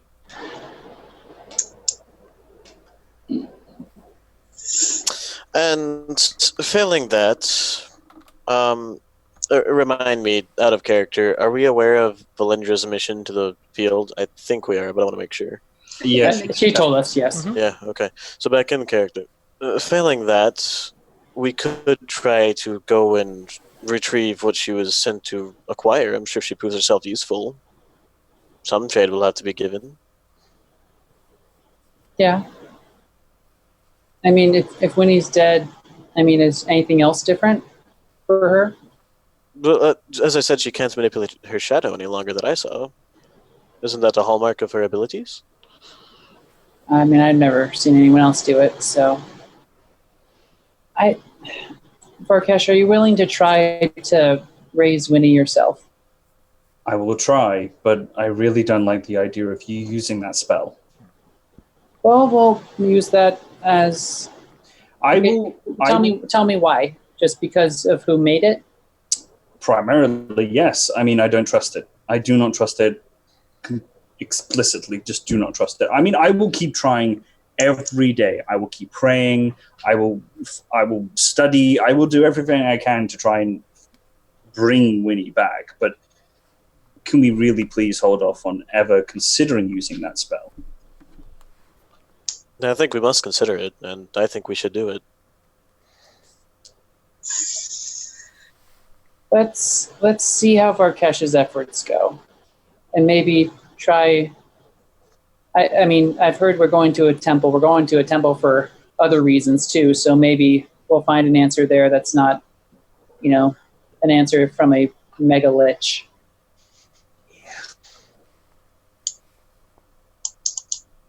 Right. Well, I'm not telling her that. You guys get to tell her that we are not doing all that we can. I will go and intercept Lulu and ensure she doesn't come too early. Just by the way, just to make sure you kind of get the clarifying on difference. Smokey, you know animate dead. Yes. And not raise dead. Yes. Yeah. Animate dead is what... Yeah. Yeah, just to make sure we did. So I was Varkesh- using raise with Varkesh, yeah. That was my yeah, bad. exactly, yeah.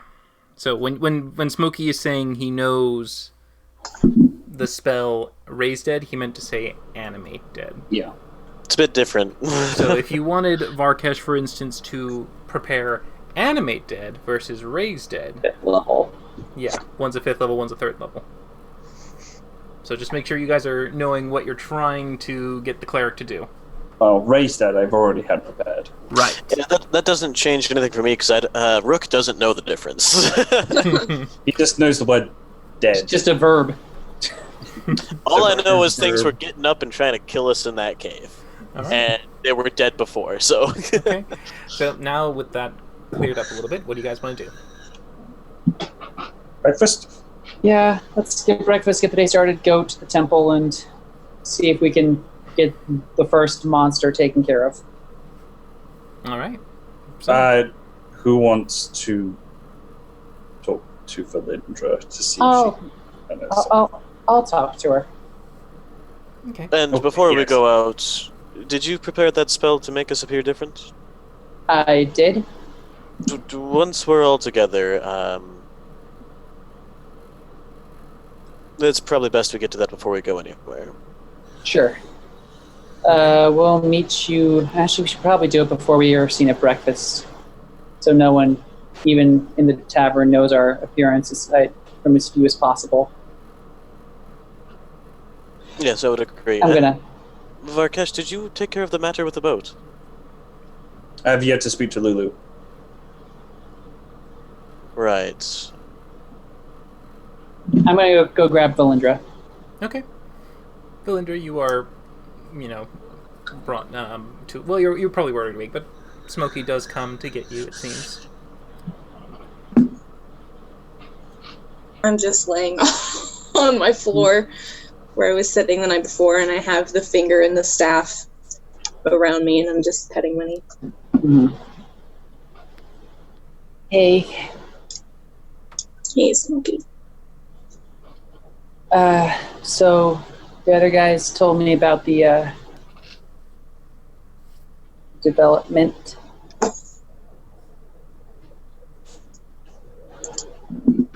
Yeah. Well, we have a few ideas.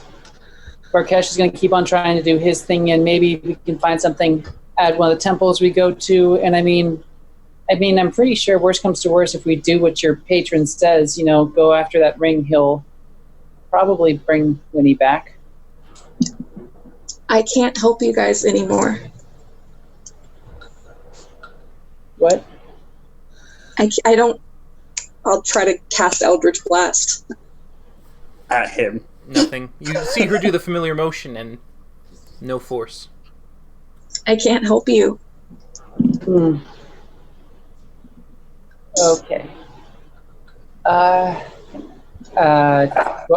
mean, does Smokey even need to do an Arcana check to realize what's happened? Probably not. You can make your own assumptions. Yeah, okay. Okay, well that's okay.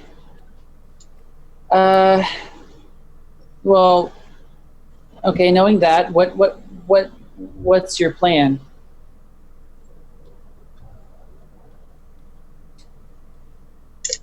I don't have one. I don't know what to do. Okay. Well, so what our idea was, we were going to go to the big temple, hopefully get this the monster zombie taken care of, ask around to see anything that could possibly help Winnie in your situation, and then we'll go from there. I mean, that doesn't involve you having to, blast people. We'd love to have your charming self with us. Yeah. I don't know. I mean, last time I went to a temple, they didn't exactly help me in the first place. That's how I ended up in this mess. Well, I mean, you never know unless you try. Yeah. Okay. Smokey's gonna give her a big, fuzzy, warm hug. Okay. It's comforting. Sure, will gladly On the accept ground. it. On the ground, yeah. Okay, how about we get some breakfast? Okay. You head out the room as you all are still congregating upstairs. We're going to go to, I think, Varkesh's room where everyone else was. All right, as you all meet up back in the room that you had previously met up with, as Rook and Varkesh are still sitting tight, waiting for you to bring Verlindra. Okay, everyone. So the spell I'm going to use, it's going to make us look like pretty much whatever I like. I was thinking just humans, because they're kind of the most common, nondescript. No one looks at a human twice. Is everyone okay with that? Will work with me. What is the primary, most common humanoid in Trilock? Human. It's a healthy mix. Okay. 30% maybe human, 30% maybe like demi-human, and then the other like 40% could be what you would call exotic. So that would be that. That could be anything ranging from Kenku to kobolds to goblins to. It's a plethora. There's quite a few in Trilak. Excellent. Okay. Humans should work. It's fairly common around here. So I will go ahead and cast Seeming on us, 5th level. And if you guys recall from several weeks ago, I asked what real-life actor would play you in a movie. Don't remember. Oh, good. So I currently look like Josh Gad. Okay. Yes. And who do you make Valindra, Rook, and Varkesh look like? Who do you guys look like? Oh, I don't know. I think Brian Blessed would probably play Varkesh. Big bushy beard. I said Liam O'Brien in a mocap suit, so I don't know. We'll do a Liam O'Brien. All right, and you have a Liam O'Brien now next to you in the room. Can I have your autograph, please? The Kayla starts going,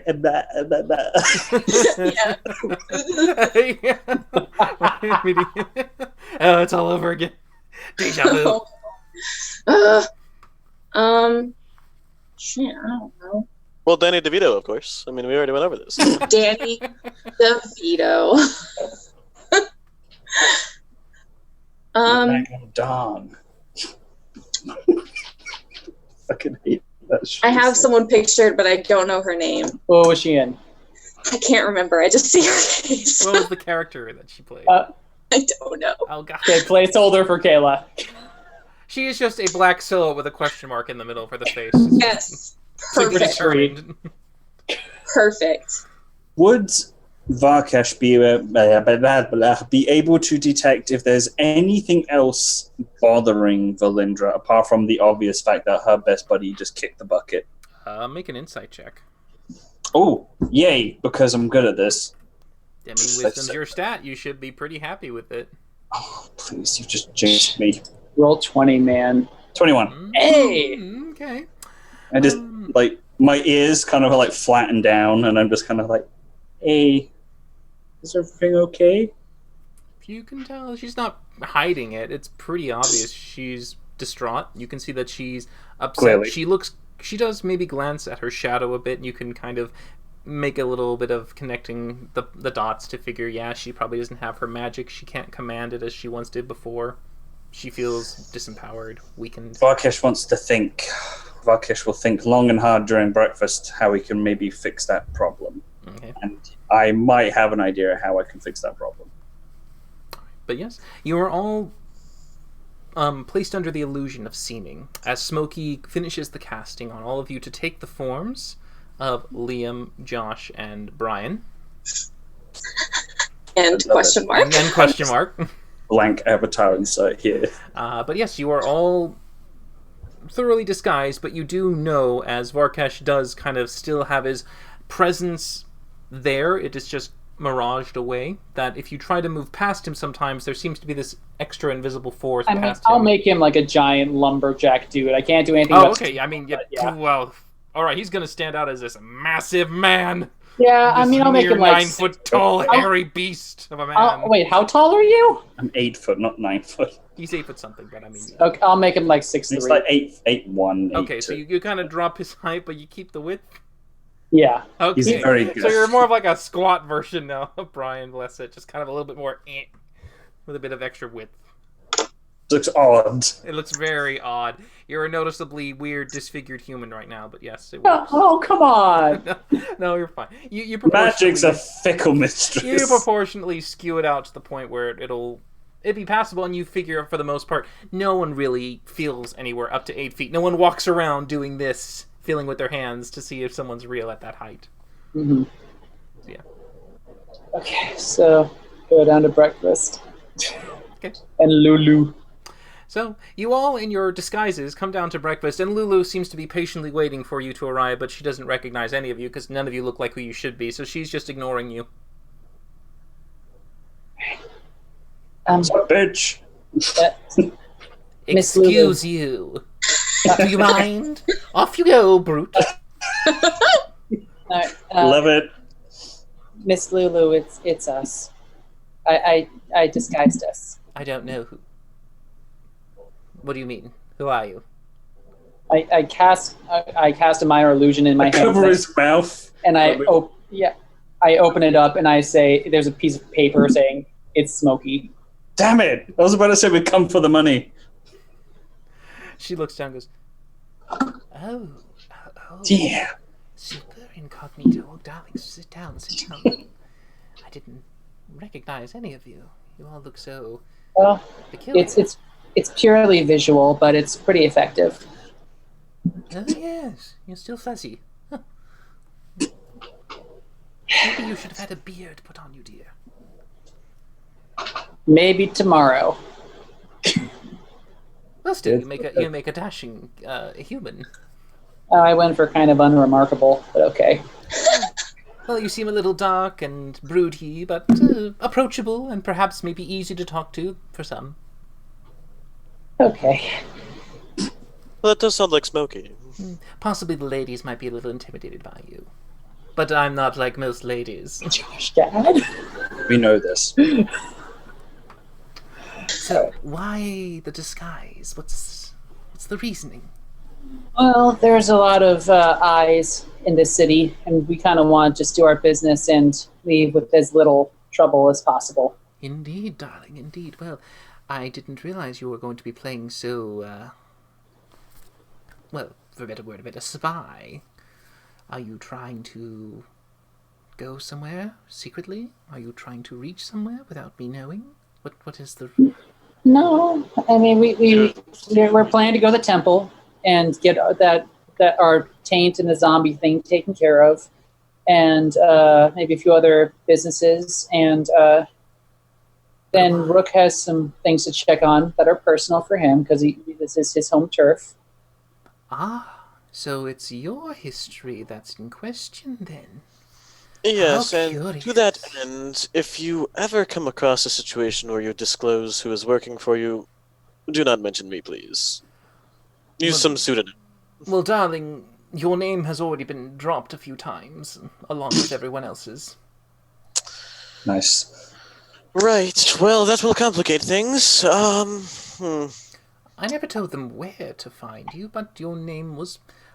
people inquire, and I like to brag here and there in the Craters Hall. When I went to request for your priest, for the temple, for your purification process, I did drop a name or two about my champions and their names. So... Right, well, normally I'm all for a bit of bragging about our abilities, but... Well, it's done. Damage may have already been done, but for the moment, please try to keep it on the down low. Well, yes, darling, of course. I'll do my best to keep it on the hush-hush. And speaking of the Traders Hall, you may or may not have noticed that we left our boat over in Bylock. Did you? Oh. Well, that's a bit unfortunate. Perhaps we should retrieve that. Yeah, is there a way you can send a quick message to someone from the Traders Hall to just keep paying the dock fees, or... Or alternatively move it somewhere safer. Oh, well, I could try to have someone steer the ship appropriately back to Alniel, I suppose. I have a few that I could trust with this responsibility back in Bylock. Well, if you'd like, I could have them finish the task for you so that the professor will get off my back, as it were. I think that'd be best for all involved. Very well. There was nothing left on the ship that was yours, that I should keep hold, or... Nothing irreplaceable. Very well. I shall send a notice through the Traders Guild and make sure that someone takes your boat and quickly takes it back to Alniel. Oh, yes, and ensure that they know that they will need a great deal of combustible material to keep it moving. Indeed, I shall notify them of your specifications to make it a functional vessel. Anything else I should know? Kind of look I around. look to Mystery Woman.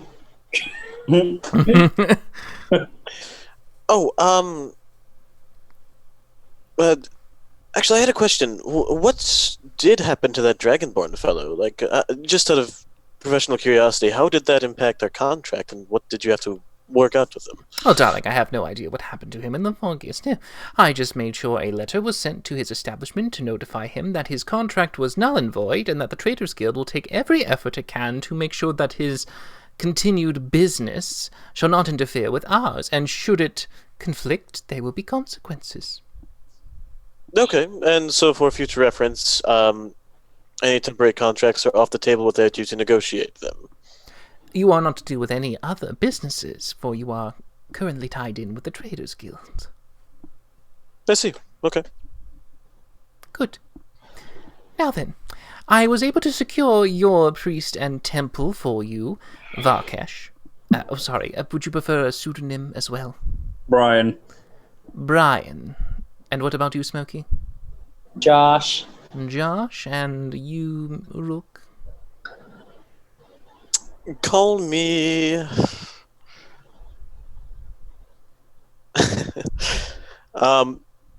just call me John.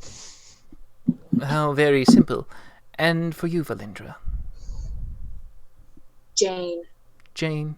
John and Jane. Simple enough. Easy, I can remember John, those. Jane, Josh. A bunch of J's, it seems. We went from V's to J's. Well, either way. So, I have secured the priest and the temple. Lucky for you, there happens to be one that is in fairly good condition in the old district.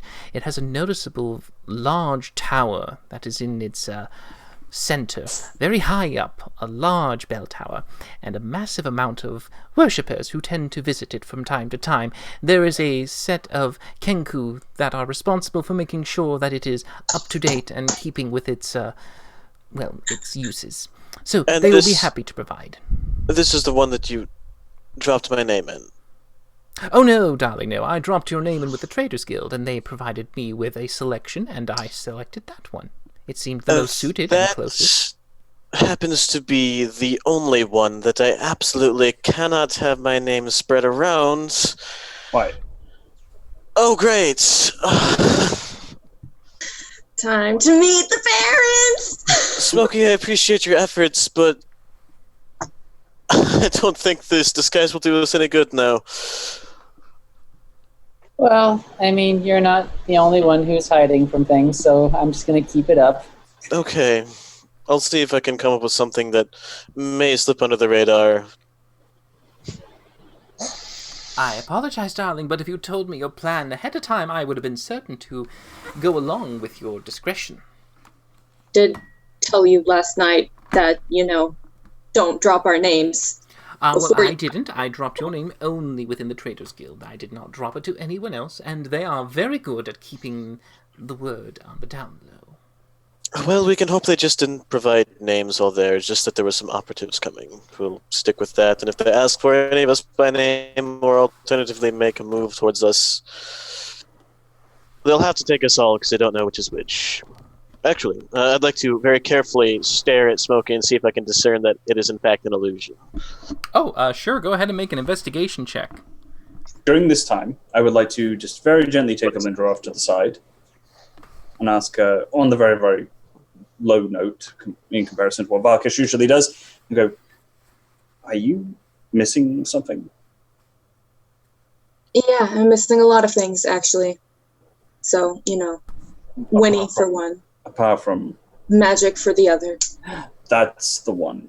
Yeah. So you're lacking that now? Yeah. Okay. Thank you. And then after Rook is finished with Smokey, I'm then going to get Smokey's attention. Okay. Yeah, you can see past the illusion as you peer intently and look at the slight waving and kind of mirage illusion. You can peer past and see the true form behind the illusion. Takes a deep breath, sighs a little bit, says, we can hope they're less attentive today. Okay. Miss Lulu, if you're going to the Traders Guild, there is one thing I have, just an inquiry about a non-detection scroll. If you could check up on that for me, I'd be very grateful. Oh, certainly, darling. I can absolutely do that. I take it you will need the cart to transport your urn to the temple? Yes. Though me and Smokey have to make a very, very quick detour. Well, very well. I shall leave you all to your cleansing ritual, as I shall attend to the Traders Guild and notify them of sending someone down to take your boat back to Alniel. Valindra, Rook, would you be so kind as to take the urn to the church? Don't know which church. The only church we know about is the one we're not supposed to go to. Well, Rook would still have the better idea. But me and you, Smokey, we have plans. I just grab him and I'm slinging him under my arm. I'm like, we have plans to do. Rook, where's the library? Where's the biggest library here? Try to recall that nearest location, or the best location. You know of two major libraries. One in the old district that has fallen to ruins and has been pilfered here and there and slowly recovered as best it can be over time, and some of the books and knowledge that has been gained has been taken to the second library. This is the one that's in the new district. It's still bits and pieces scattered. It's got some information, but it's not as extensive as the old library was. If you're looking for general inquiries, there is a newer library here in the new district. It's over directions here. Just randomly. Something more esoteric, more weird, admittedly in a less safe locale. There is an old library as well in the older district, closer to the church, of course, but it's the best place to find weird information. Marvelous. Me and Smokey will start in the new library, and we will meet you at the church. Right. Well, you should probably know which church we're going to go to. That would be helpful. And what is the oldest established church, other than one that would be linked to my family and or our opposing family? Make a history check. There we go. 21. Hey! You do know that there are two major temples, the ones that have been the least destroyed in the time. One does belong to your family, and that's the one that Lulu does seem to have some previous arrangement made. The second one belongs to the opposing family, the one that you were about to make an alliance with. This is in a sense, you do know this is where the two families originated from, because the temples themselves withstood very much over the wave of undead that assaulted the city, and those two particularly are the only ones remaining standing at this time, and they were dominated by those families. And here comes the fun part. The only two churches that are established enough to maybe serve our purposes are my family's and our erstwhile enemies. Well, the decision's yours. We'll go to the one that you decide to go to. And to that end, I think it's best to go to my family's, because if I can see through this illusion, others will be able to too. No offense, Smokey. There are eyes everywhere, and I would rather be among people who will not try to kill me on sight. Probably. Okay. So we'll get directions, and then Varkesh and I will be off, He's I still guess. under my arm. Okay. All right, so Varkesh and Smokey head out towards the library, the new one, as Valindra and Rook are left to attend to loading the urn onto the cart and making their way towards the temple. Now, during this time, you are splitting apart. We'll go ahead and start with Varkesh and Smokey as you head to the library. I will eventually remember to put Smokey down, realizing that he has legs of his own, and then I will very, very affirmatively hold him by the face and be like, we need to help Valindra. This is definitely important. Yeah. So, I just had a bit of a memory, and now I'm going towards books, which is a very un-Varkesh-like thing to do. But that's why I brought you, because you're a very booky-type cat. So, I remember reading in some books when I was a child that warlocks are actually not that dissimilar to clerics, meaning that they get power from something else. I get mine from a deity, but warlocks can apparently get them from other things, and it doesn't have to necessarily be a god. So, I was thinking my dad. Not him specifically, but because I remembered that I'm now actually apparently his son, and warlocks have in books that I have read worshipped and or gained power from dragons, why not she can do that with me? Because I get my power from a god. I'm technically half and half already. I might not be able to give her her full powers back, but it could be something. I mean, I've never really studied anything along these lines before, so I mean, it could be possible. Well, you do the arcane voodoo doo, and I just do the whole religious thing. So together, with our powers combined, we can get Valindra her spirit bomb beam back. Whatever it is she does. The Eldritch Splash, because I honestly forgot the name of it there for a second. I Good mean, Spirit really- bomb works. I'm willing to try, but for Kesh, like, investigating something like this could take days, if not weeks, of study to try and find the right information. We do not know if we do not try. And Valindra is in a bit of a state, because she's just lost Winnie, and she needs a win right about now. Okay. Well, I mean, how long are we going to leave them waiting at the temple? Well, I'll send a sending spell, because this thing was we can either get purified ourselves, or we can get the bones and or thingies wholly purged. So therefore the stuff could actually, the curse will no longer afflict us regardless of whether or not, right? That's what you remember? Yeah. Yeah, so I'll send a sending spell to Rook to ask him to do that, to have the bones purged. All right, so you knock that second level spell slot away and go ahead and tell me your sending message. Hello, Rook. Lovely to hear and or see from you. Please have bones purged. Lots of love, Varkesh. It's waiting. It's not ready to send. P.S. Lots of love. Kisses, kisses, kisses, Okay, kisses. yep. All right. It ends with 2 kisses. He's horrible at writing. I look over at. Did you hear that? For what? Well, I swear I just heard Varkesh. No. Oh, it's that magic thing. Right. Bones purged. Understood. I tried to send him the most psychic high five ever. And then I just kind of turn back to Valindra and say, well, we'll need to go get the bones purged, it seems, not... All right, you get the reply all the way up to, we'll get the bones. What? That's it. The sending message has completed. Yep. I'll send another one. Okay. Why? Get the bones purged and the curse lifted. Thank you. And then just fill in all the rest with just kisses and lots of loves. And a few LOLs. Okay. Valindra, I think he's coming on to me. Right. Bones purged, curse lifted. I can certainly take care of that. Has he ever just spammed you with lots of love and kisses? That's it for you, Varkesh. No. I... I've been so lucky. 2 third spell slots from Varkesh. Yep, I know. Gone to comedy, yes.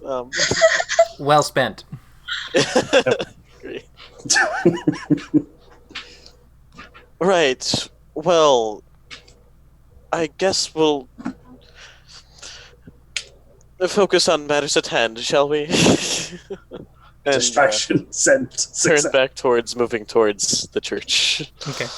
So yeah, Varkesh and Smokey kind of trying to suss this out and maybe perhaps seeing what they can do. You're heading to the library just to research this, right?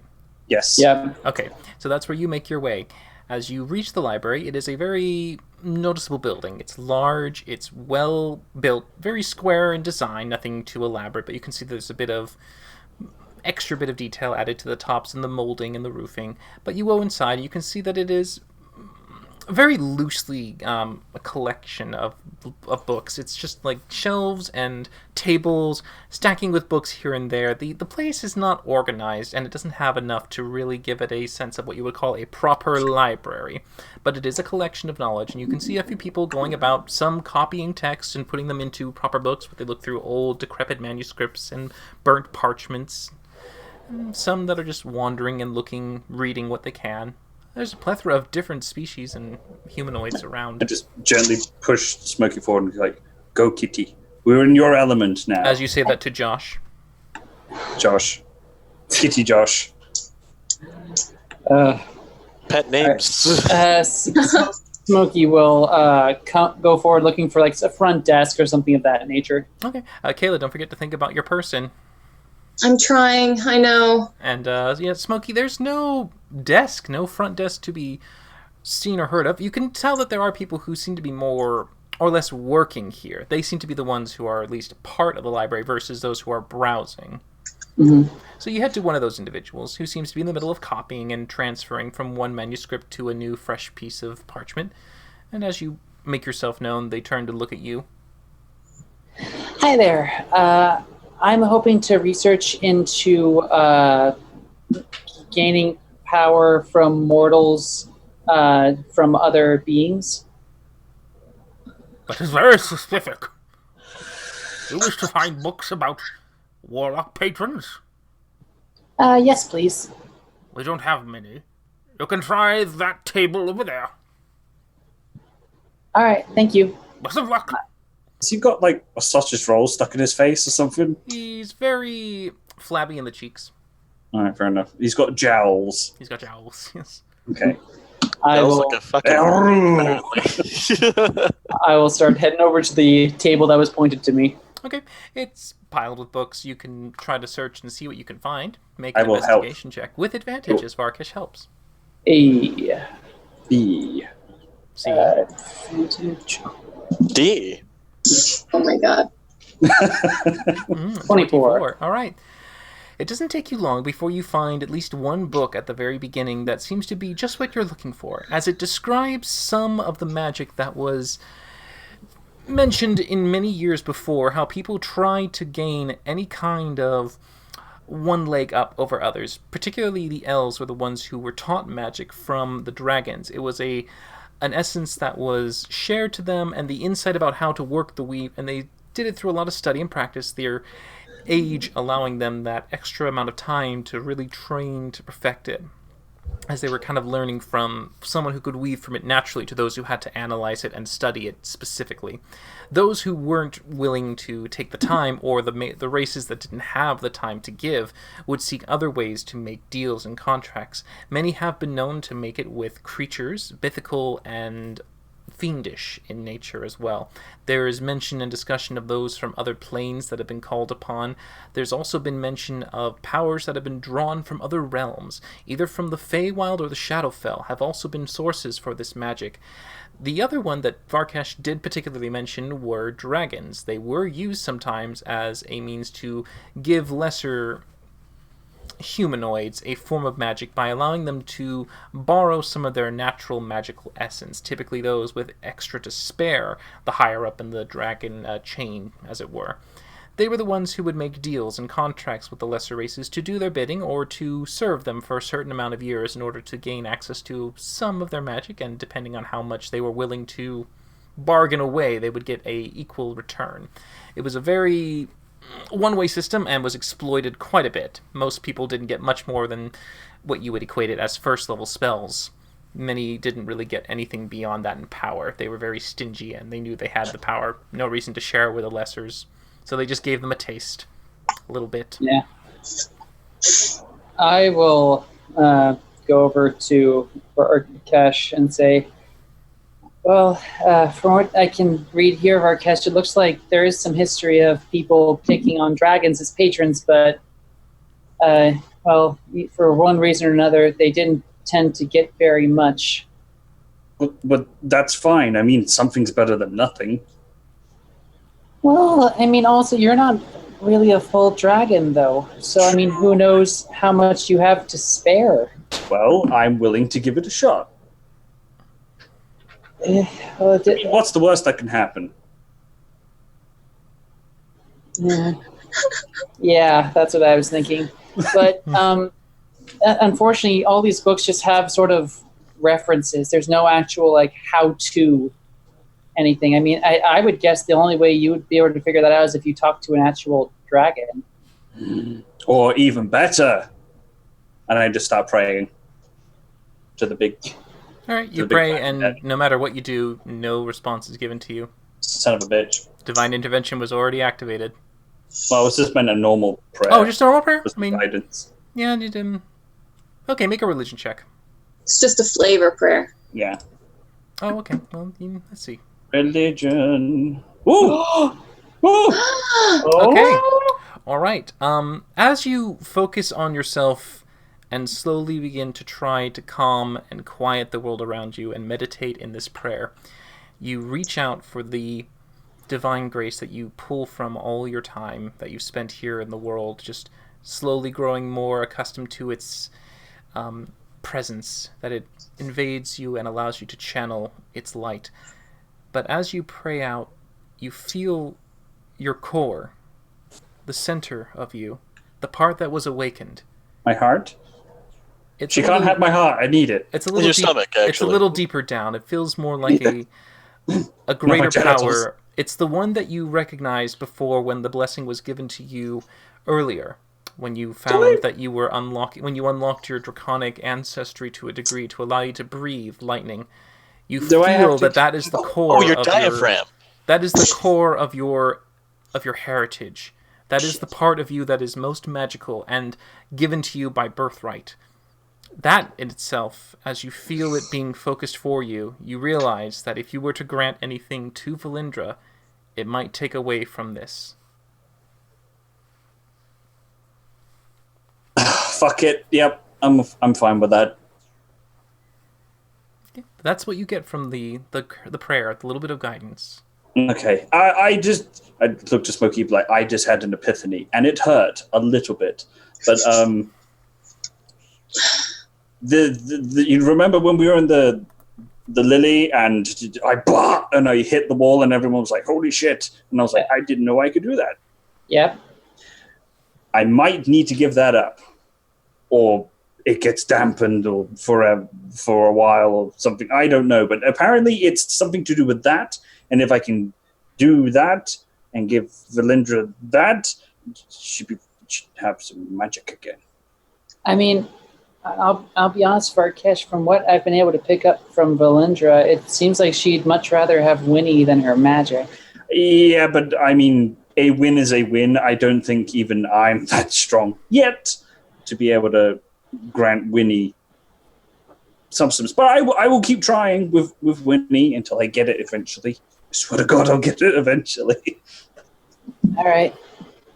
Well, let's go back and find the others. I don't feel super comfortable leaving them alone too That's long fine. in the city. No, I totally agree, because Valindra, she's a warlock, so she would know about doing rituals and stuff, so we should ask her. All right. As you Big both... Smokey up and a run out the door. No. The larger Brian Blessed, way too big for his size, picks up the very small Josh and just starts making his way out of the library. The remaining two, for you, Joe and Jane. Jane, what do you look like? Alexandra Daddario. Interesting choice. I'll look up that picture later to figure out who she is exactly, but all right. So, She was in the Percy Jackson series. oh, she's the female hero who like fights him. Okay. Yeah. All right. She's in So a that. very youthful-looking woman stands next to you, Rook. Well, or John, I suppose. Liam, probably a good 10 years younger than you. But there's a mixture of people that roam the streets, walk around. With your passive perception, Rook, you do notice the occasional Kenku that do roam about the places. And you can see that they are marked, and many of them do have what you would consider sigils, markings and symbols that associate them to certain houses. And you can tell, as you're very familiar with this before, that certain sections of the city have been claimed by Kenku families. And you notice that they are very careful not to really meander too far into other territories. And you even notice occasionally sometimes that when the Kenku do begin to transfer, they will take off their symbols and put them away. It's almost like a show and a sign of subservience and respect when entering another's territory. It's a noticeable and familiar trait, but you can see that there are many of the Kenku families moving about in this city. This is the heart of their operations and the courts. So you make your way over the bridge, heading across a very large expanse. The stone bridge that connects the two cities is very wide, big enough for 2 dragons to walk across easily with room. So it's a massive bridge. And you see yourself walking across it. There's trade and traffic going across, but there's also shops and small little set-up vendors that are on the sides, allowing people to get food or to pass by, enjoy the view, or stop and look at the bridge itself and enjoy the expanse that it covers. But you make your way into the old district. Once there, it doesn't take you too long to reach the temple that you are familiar with. This very daunting cathedral does stand with a very massive set of doors and imposing wall in front of you, carved with many different types of designs. You recognize that this particular temple pays homage to the... hold on, I think I want to say the Allfather, but you might be getting that one wrong. Because this particular one is nature.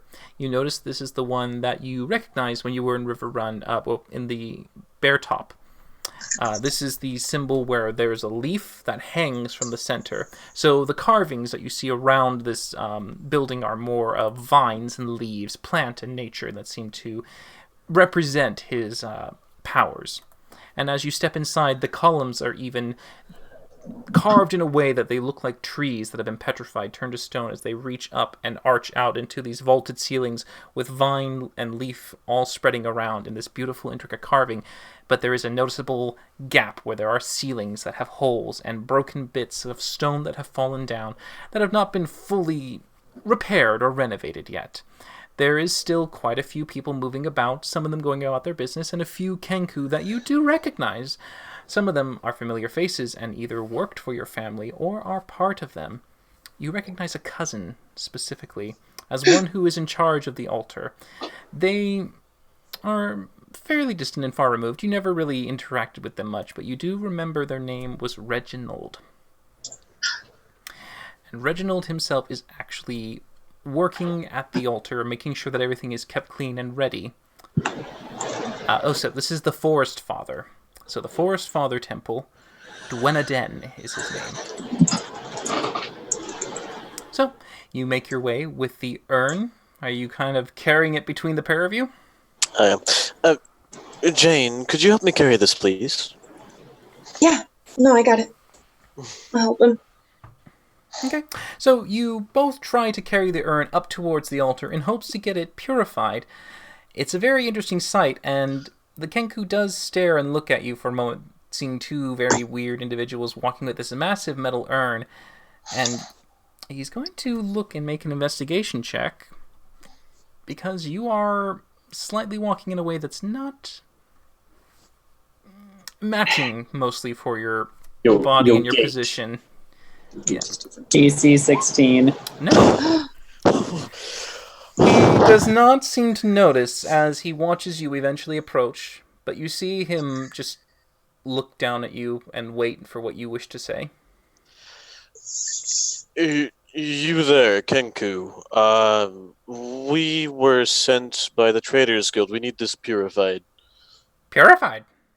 Purified, yes. It is the remains of a bone ghoul. I suppose it hit some hotshot adventurers and they need it purified, else it will resurrect and come for them.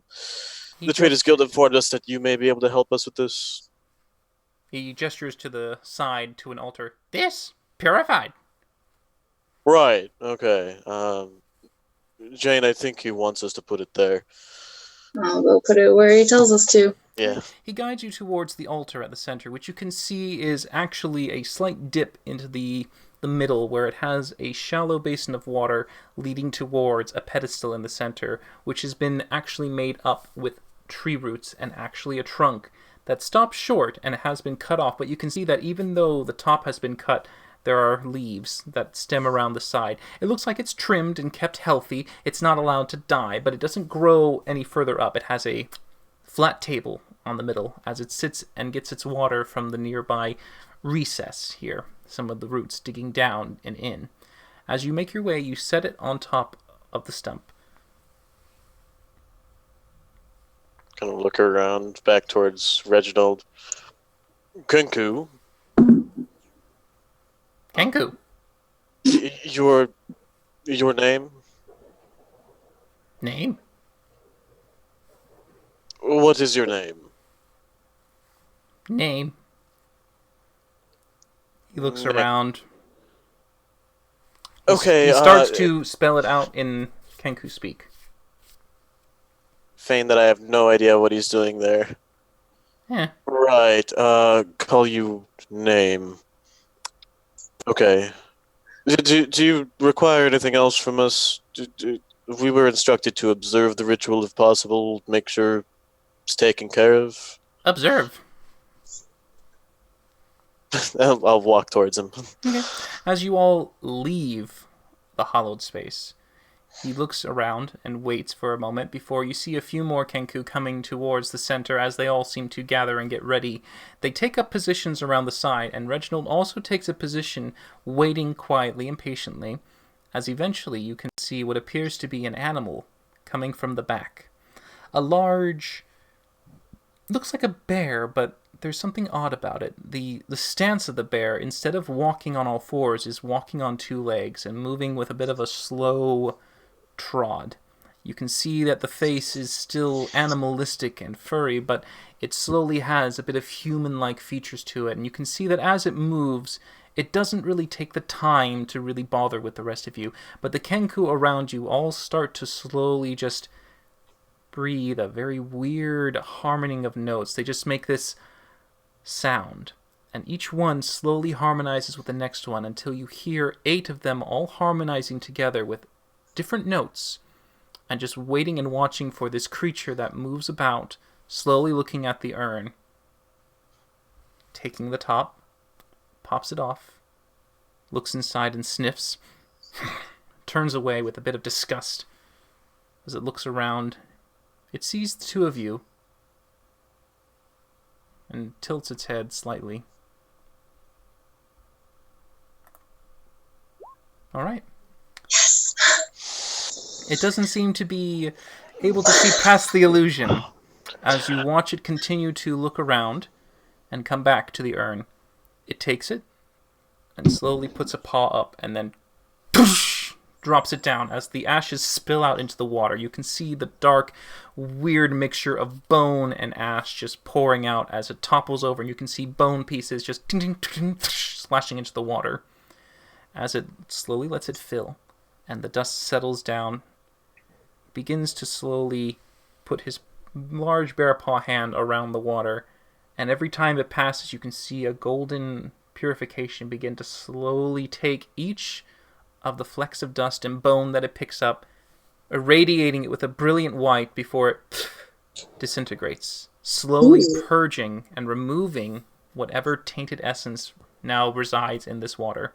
During this time, your allies have approached and have come to the cathedral, knowing where it is and asking a few people here and there where to go to and to find it, as they enter the temple in the middle of this ritual. Hi. Hey, Wave. Guess I Brian. should decided to be quiet. and Brian, Josh. Josh, welcome. We'll just try to be unobtrusive, especially if Smokey sees like it actually actively happening. Okay. Yeah, we probably keep back in case they might spy us too. All right, so you just let the ritual continue. It takes about half an hour of this continual chanting that the Kenku do not stop.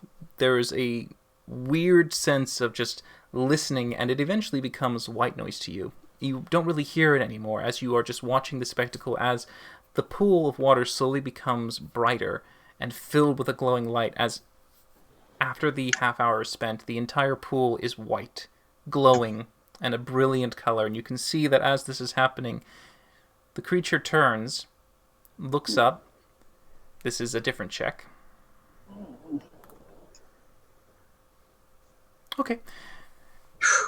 It doesn't know which ones at the moment, so it just looks at all 4 of you, as you seem to be the ones waiting around the pool. No one else is waiting as attentively as you are. Can I look up and see what he was looking at? He's looking at all 4 of you. Oh, Initially, he was looking at Joe and Jane, but since your companions start standing beside you, he looked at them as well. He cannot determine which one of you or Is any cursed. of you are cursed. So he walks forward to you as this lumbering form towers above you. It is about almost 12 feet in height because it's a bear standing on its haunches. And it just looks down at you and just sniffs. None of you seem to give off enough of a taint for him to recognize, so he just looks down and waits. I give him a bow. Okay. And then I leave. Okay. He just leaves. I look a little perplexed and like, what are you looking at us for? You see it look down, and it goes back to the water, and it points, and looks back at all three of you remaining. Oh, right, the mark thing. Shouldn't that have been removed with the purification of that? There's a bit of a... just a billowing of chops. I don't mind getting a bath.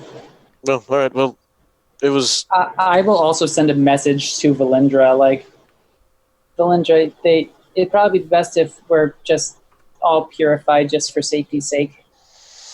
Won't it look weird if we go in the water and don't get wet?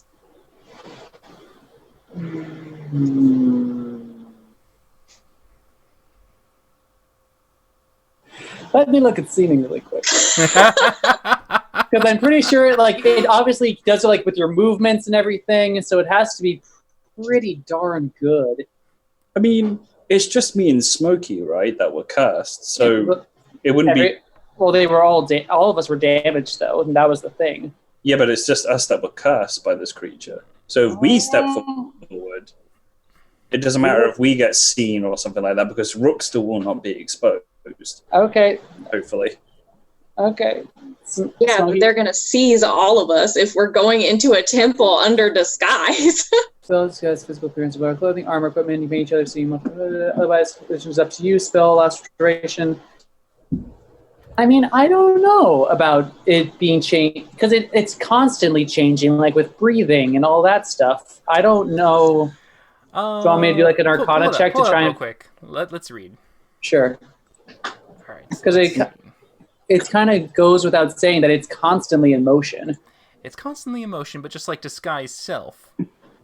Use prestidigitation to at least make it look like... Let's see.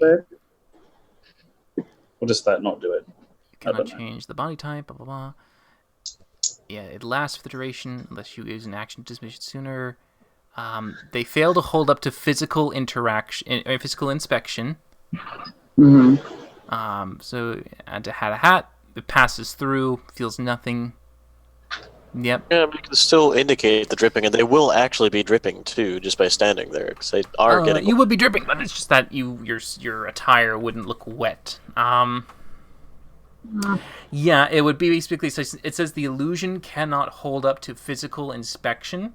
I also imagine that means physical interaction, so that if someone like pushed on it, there wouldn't be a.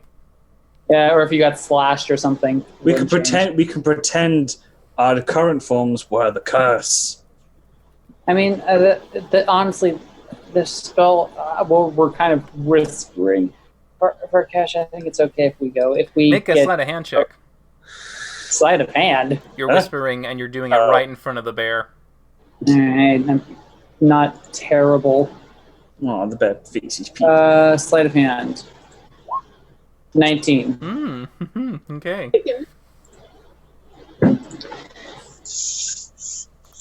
Nice job, Smokey. See, Okay. Our rolls are doing really well now. All right. So yeah, you quietly do it. The bear does not seem to recognize that you're whispering what you're whispering. If Rook, I have a slight suspicion that this will break my spell, at least on the two of us. So, Rook, if you want to get moving, and then me and Barkesh will get purified. Because the spell may break when I get purified. Who are you talking about? I'm John? They worked together for like years. John, I forgot how slow you are. Please get back at the Trader's Hall. Yeah, right. Maybe. Good thing you rolled really well in that little whisper check. It's Smokey, man. maybe. I will have to have the roll for his cousin.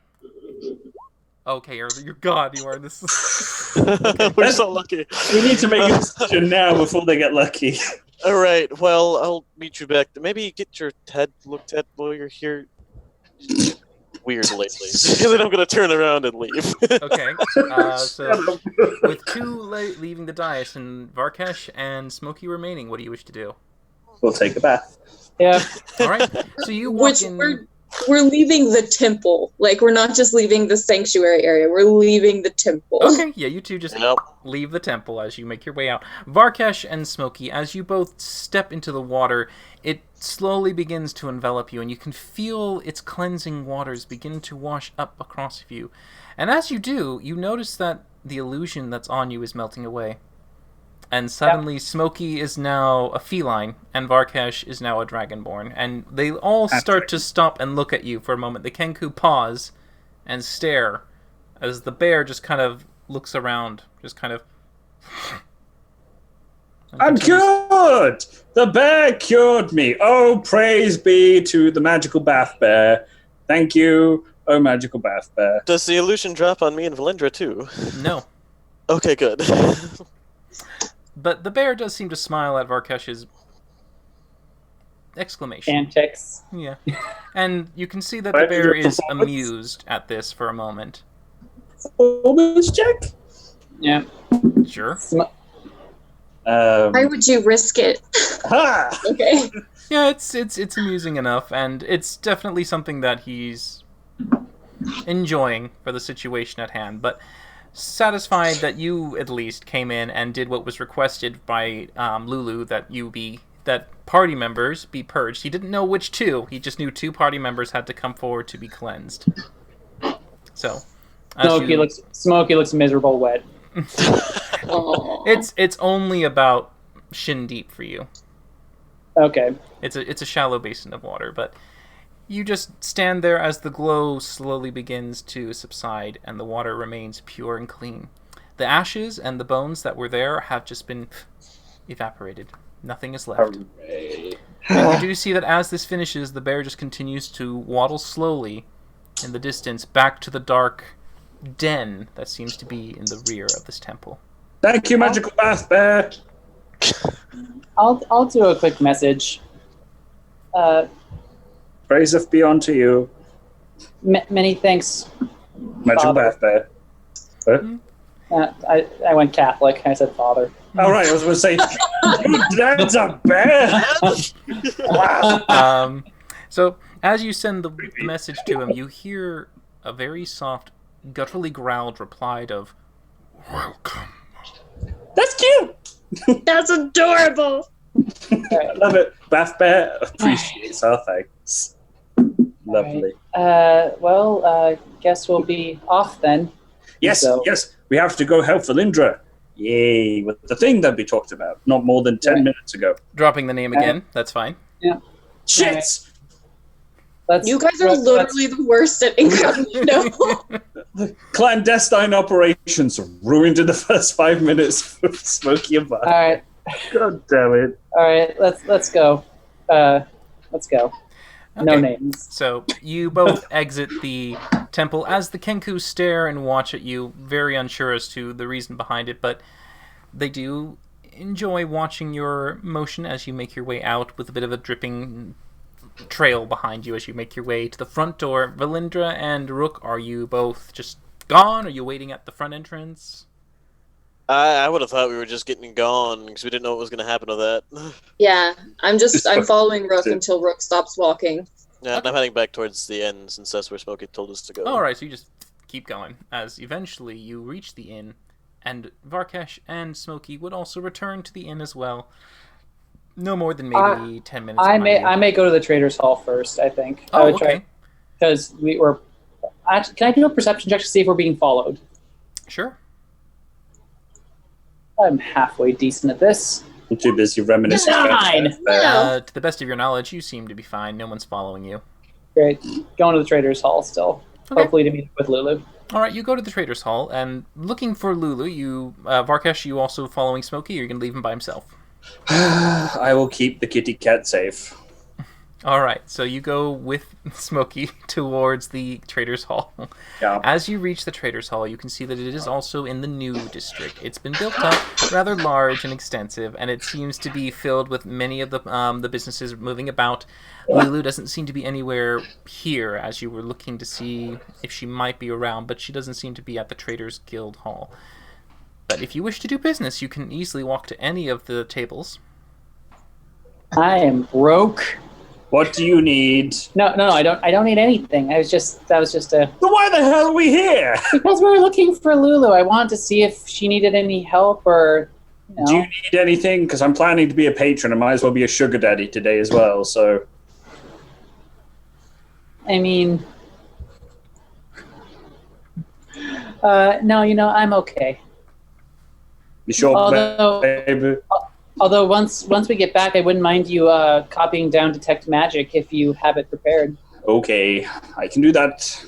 I mean, are you sure you just don't want to convert to being a cleric? I mean, it's a great life. I mean, I think the book that I've risked my life for several times would be a bit of a waste in that line of work. Nah. No, fair enough. All right. And back to the inn. Okay. As you return to the inn, you probably now 15-20 minutes behind the other two as they make their way inside and wait patiently for you to return. They do appear, and they are Smokey and Varkesh. They are no longer Brian and Josh. Oh. So, Oh, okay, well, Jane, that was a harrowing experience. A little bit. Yeah. The Bath Bear spoke to us. We're done now, right? We can leave? Not yet. Why not? Me and Smokey have been doing some research, and we are going to try and attempt to do something to get your powers back, but we need your help to do it. At least back to a degree. What do you... okay. Wait, Well- are we... First of all, are we still just, sitting in the kitchen area? You're sitting in our the main, foyer, in the foyer. main bar tavern area, yes. Let's just say we all go up to our room to have this conversation. Okay. You head upstairs and close the door, allowing you some privacy. So you know how to get Winnie back? Okay, about that. That's not going to happen straight away, but I will promise that I will keep trying to bring Winnie back. But in the meantime, maybe we could do something about the lack of powers that you have. My powers are directly tied to Winnie. Are they tied directly to Winnie, or are they tied directly to the person that you got them from? Well, they're tied to the person I got them from, but that's... Winnie is part of the magic. The conduit, as it were? Yes, right. So let's... All right, I will fill in the next part, but our wizard might be able to probably better explain it. why don't you get me started so I know where to go? Just grab him, listen here, you. I already passed the buck once. You don't get to pass it twice. Just give me the start of a sentence. Right. I had a bit of a moment earlier on, and through reading in the past, I had remembered that some warlocks, much like clerics, gain magical powers or abilities from higher beings. Yours is not necessarily a god, but a great, horrid, evil thing that gives you nightmares and almost kills and curses the bird. His own fault. Really understand. It worked out exactly as planned. He says in the corner of the room, realizing that he cocked up. But they also did it with dragons. Now, I'm not 100% one of them, but I get my power from a god, and I'm almost one of them, so maybe I can be your temporary patron. Varkesh, are you implying your power is on the level of an archlich? No. I mean, I'm good, but still some room to improve. But still, I mean, I'm not going to be that powerful. I doubt I can provide you with anything great that you had before, but at least it'll be something. And it's worth a shot. I mean, what's the harm in trying? Okay. Okay, so I really appreciate the offer, Varkesh. It's very sweet, but I'm not going to make an eternal soul-binding contract to you. Temporary. Well, I don't think it works like that. We don't know unless we try. more to the point, you said that people have sought out these agreements with greater beings other than just archliches and dragons in the past before? I mean, I don't see why you couldn't. Then why don't we just seek something that would want the destruction of an archlich and try to broker a deal with that? That's totally fine. It's not just about not having my powers. I mean, that's pretty important, yeah, but... Okay, look, Sneeze. Draken is a horrible person. Lich, undead, whatever thing. I don't know what he is. But he brought Winnie back. And I almost brought Winnie back the other night until I was Yeah, but he interfered. didn't. I came close to it, and I can keep doing it until it happens. Look, I'm no magician, but I'm a fairly reasonable person, I would like to think. And if Winnie is a conduit of your power, as he was through the Lich, I see no reason another being couldn't do the same thing. Okay. The Quiet One specializes in undead. He specializes in bringing things back. I don't think if someone or something else were to help me, it wouldn't be Winnie.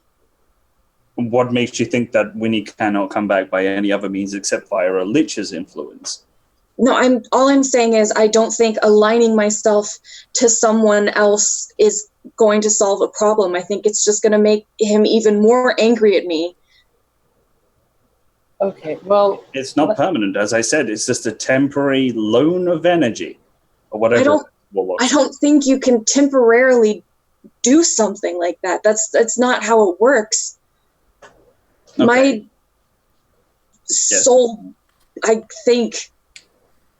I'm pretty sure it belongs to him. Well, no, till we find out. No, okay, what about this? How does everyone feel about going forward with this finding the ring thing? I think that's the only way to get Winnie back. I think that if we do that and I show him that I'm still working on his mission, then that's the best chance I have. Okay, But we are kind of stuck here for the meantime, and you're going to need a little bit more pep in your step. How are we stuck? The most pressing matter that we need to take care of here is taken care of. We can step out to take care of Valindra's thing. My pen. But I do need to check in with the family here as well. I'm not okay with a vampire having the sort of influence necessary to send runners to summon me in a completely different city that we hardly have a foothold in to begin with. That implies some serious power. We'll have to come back. Or I will. I sit cross-legged on the floor and cross my arms. Look, Varkesh, you don't have to come, but that's where I'm going. Well, give it a shot first.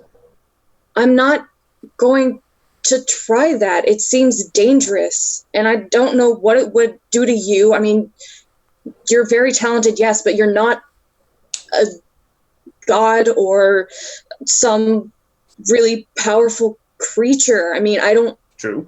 I don't know what's going to happen to you, and it's not worth it to me. Do you remember a while ago that promise I made you in the woods? Yes. Okay. Well, trust me. Okay, If you continue on arguing, that just proves that you do not trust me. It's proof that she's concerned it'll harm you irrevocably. Oh no, that's totally fine. I can clearly see that, and I do appreciate it. But I made a promise, and I want you to trust me.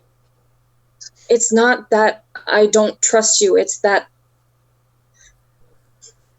being in the situation I'm in, I feel like I have slight more insight than what you could read in a book. And I'm telling you, it doesn't work like that. You can't temporarily put yourself on loan. Well, when I prayed earlier, it seemed that was pretty much the way it could go. Okay, the relationship between you and your deity is nothing like the relationship between someone and a patron. So you're saying basically your patron out trumps a god? No, I'm saying that a deity is more forgiving than a patron. Then trust me. I feel like you're not listening to me completely. Yes. It's not coming down to trust. It's coming down to the rules of what this is, what my contract with Draken is. Mm-hmm. Barkesh, she's worried that if you know Valindra, she cares a lot about Winnie. She's worried if she steps out of the rules and does what you are suggesting, she will never get Winnie back again. Well, we've already proved that he's not the one to really keep to his own word. Winnie? Lying son of a bitch.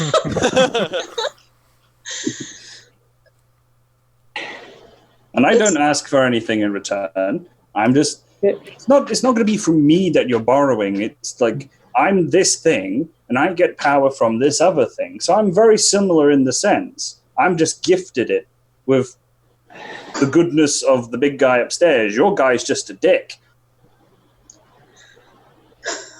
What you have with your deity is an agreement. It's an arrangement. It's an actual relationship. It's a connection. What I have or had, I don't even know anymore, with my patron is something, it's a contract. It's a business arrangement. He doesn't care if he screws me over. Mm-hmm. So, okay, if I try this, he could ruin any chance that I have of getting Winnie back. I'm asking you to have faith in me wanting to help you. And in doing so, we will get Winnie back. I will fake try to connect with him as a patron. Okay. I'm not actually trying it. Seeing her go through with this or going through the motions, I will say, wait. There is one more thing and I'll pull out my grimoire. It's possible that my grandpappy knows a little bit about making a patronage with the dragon. Do you want me to ask his opinion super quick? Sure, go for it. Not that we can hear him, but... Well, if you put your hand on the book, you And can. if you touch the book, too. It's his book, though. I'm not going to touch his granddaddy. Leave him to do that. I will open the book on the table and kind of like have it available to anyone who wants to touch it.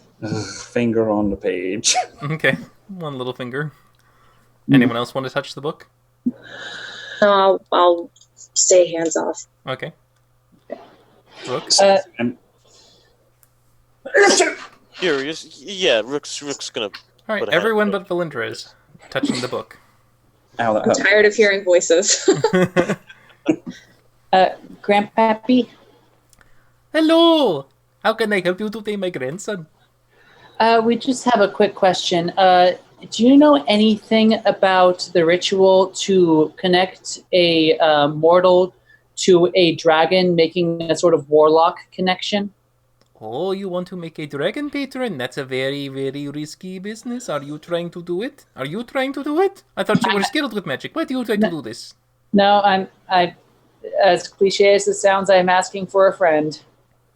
Hello, Farkas here. Is that the friend? Hi. He's the possible would-be patron. He has partial draconic blood. Oh, so this is a dragon. Yes. No, he's like 3/4 of a dragon. Wait, that's a new voice. What is that? Yes, you've heard me before. I'm Rook. I briefly checked in when we first discovered that your grandson could talk to you, and... Oh, that's right. Yes, one of my grandson's friends. How are you? I hope you are doing well. As well as we can be, given the circumstances. I mean, I'm here too. Yes, and you are dragon, you say. Well, Other friend. I would prefer the other friend, but that's fine. If you are dragon in nature, then perhaps you might be able to make this contract. Who are you making it for? A dear friend who needs help. Well, you're making this for a friend for help? Yes. To give her a magical boost. This is not for servitude? No. Wait, he thinks on that. No. Nope. Well, when you make a contract, there is always a give and take. So, do you not wish to take anything from her? Okay, if that's the requirement, then the only thing that I will take is her continuous friendship. How's that? Does that sound good? It could work just as fine as the other, yes. As long as conditions are met and terms are met, then the bond will be stable. But if And any can one it of the be- two breaks it, there is a chance that the power can be withdrawn. But can the contract be made temporary? The contract is binding as long as the two parties hold together. Okay. And so, what if there is an existing contract for one of the parties of the same nature? Please elaborate. So, the friend that we're talking about, she is kind of currently a warlock for another patron. Another And dragon? so, sure. Okay. It seems that you're going to go against another dragon's claim. That is a risky business. If you take your servant from him, they might come after you for retribution. Well, to the point, you mentioned that it requires that both parties stick to the contract, and if the contract is broken, that power could be rescinded. Is any claim on that contractee also rescinded in that event? Anything that is given from either party will be taken from the other. If perhaps the friendship is the only request, if she no longer is your friend, then she can no longer draw power from you. Excellent. Take the hand off momentarily. Your granddad's very... Valendra, the contract's been broken, you lost nothing. Well, nothing that, like your soul. And then set it back on that book. So do you know, as far as like the ritual sort of side of things, if we wanted to move forward with this? It is in the nature of the creature, the dragon, to be able to extend his power to those who he wants to grant it to. Does he not know how to do this? Let's just say I do, but just in case I missed anything. I am not dragon, I don't know how to do this. He is young and uninformed, so no, he does not know. Oh, then it might not work unless you are very successful in being able to pass your power towards her. I will give it a shot. Any insight that you can offer would be fantastic. Yeah, have you seen this happen before, maybe? Oh yes, many have already bound themselves in servitude to the dragons. Your grandpappy is very nice. Yeah, he's a bit old-fashioned, but yeah. Okay, I think Hey, that's... Grandpappy, how do you feel about women wearing pants instead of skirts? Many women wear pants instead of skirts. What are you talking about? Excellent. So it's not that kind of old-fashioned. Racist. There have been Bigoted many a fuck. belly dancer that wears two draping pieces of pants that are very thin. You can see right through them. Close the book. Well, that wasn't called for. He was bestowing knowledge. All right, Varkesh, I think that's all the information I have access to. And with that information, I sincerely believe it would be better to seek something that wishes the destruction of Draken, that also has some sort of domain over death, and make a contract with them instead. Yes, it's a detour. Yes, it has potential repercussions, but frankly, Draken's already pissed. It would be better off to find someone else. I also don't know how I would even find someone else. I kind of stumbled upon Draken. Well, the library is a good starting point. There's, as they said, there's been logs of people building these connections before. It may not find us direct instructions or even a necessarily an easy next step, but somewhere to look. Well, here's inherently the question, though. I don't see why we can't, us two, make a temporary contract until you find something that much greater than myself to actually become a patron to. Or Because it patron has the for. potential to cripple you too. But we don't know That- unless we don't try. Look, it's I'm just all about taking risks. this is a lot to kind of throw at me last minute. So, I mean, can I just kind of like sleep on it? Okay? Yeah, I suppose. I'm a bit shagged after those. As you say that at around 10 o'clock in the morning. I mean, it'd be Siesta, anyone? Well, okay. Well, if we're gonna kind of put a pin in this, I wanted to talk to Lulu really quick and see if she had any updates. And Rook, are we planning to stay here? I mean, I know if we're planning to do this Varkesh Valendra thing, are we not gonna? Are we going after the ring? Are we going after the Varkesh's father's little hideout thing that's close to here? There's so many things. I've had enough of my father lately. time to think on this, and I think I would like to get started on that research. Research for what? Any potential patrons that could be related to Okay, death, not necessarily in line with Draken.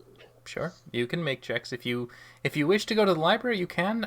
Smokey, you do know that Lulu is going to come back to this inn for you all when she's finished with her business. Okay, and she hasn't come back yet. Not yet. Okay. In that case, Rook, I'll join you for the library. Excellent. So we can begin research should she decide to take that route, and if not, quite frankly, I see no downside to acquiring this ring. It's maybe a good idea to get it just so that whoever else he sends after it cannot pick it up. Yeah. Okay, well, so are we kind of agreeing on a sort of a day off kind of thing? Presuming Lulu doesn't have anything else for us, yes. She did say she had a mission for us, though, didn't she? That we were supposed to recover some sort of artifact. Mm-hmm. She did, didn't she? That and who it's for, we may have to tell her no. Or at least not now. Right now. Oh, okay. Well, either way, Rook, you got about another 6 hours on your disguise. So, as you all set about your task to do what you want, Smokey, I suppose, can finish up copying the sending spell into his book. Oh, it's long done. It's actually learned today. Oh, right. Okay, so you have it. Did you I have it prepare it? prepared. All right. I have it prepared. Okay. I'm being very cautious. Okay. The day peak limit hours, whatever the hell it is, back in the day. Okay. But yeah.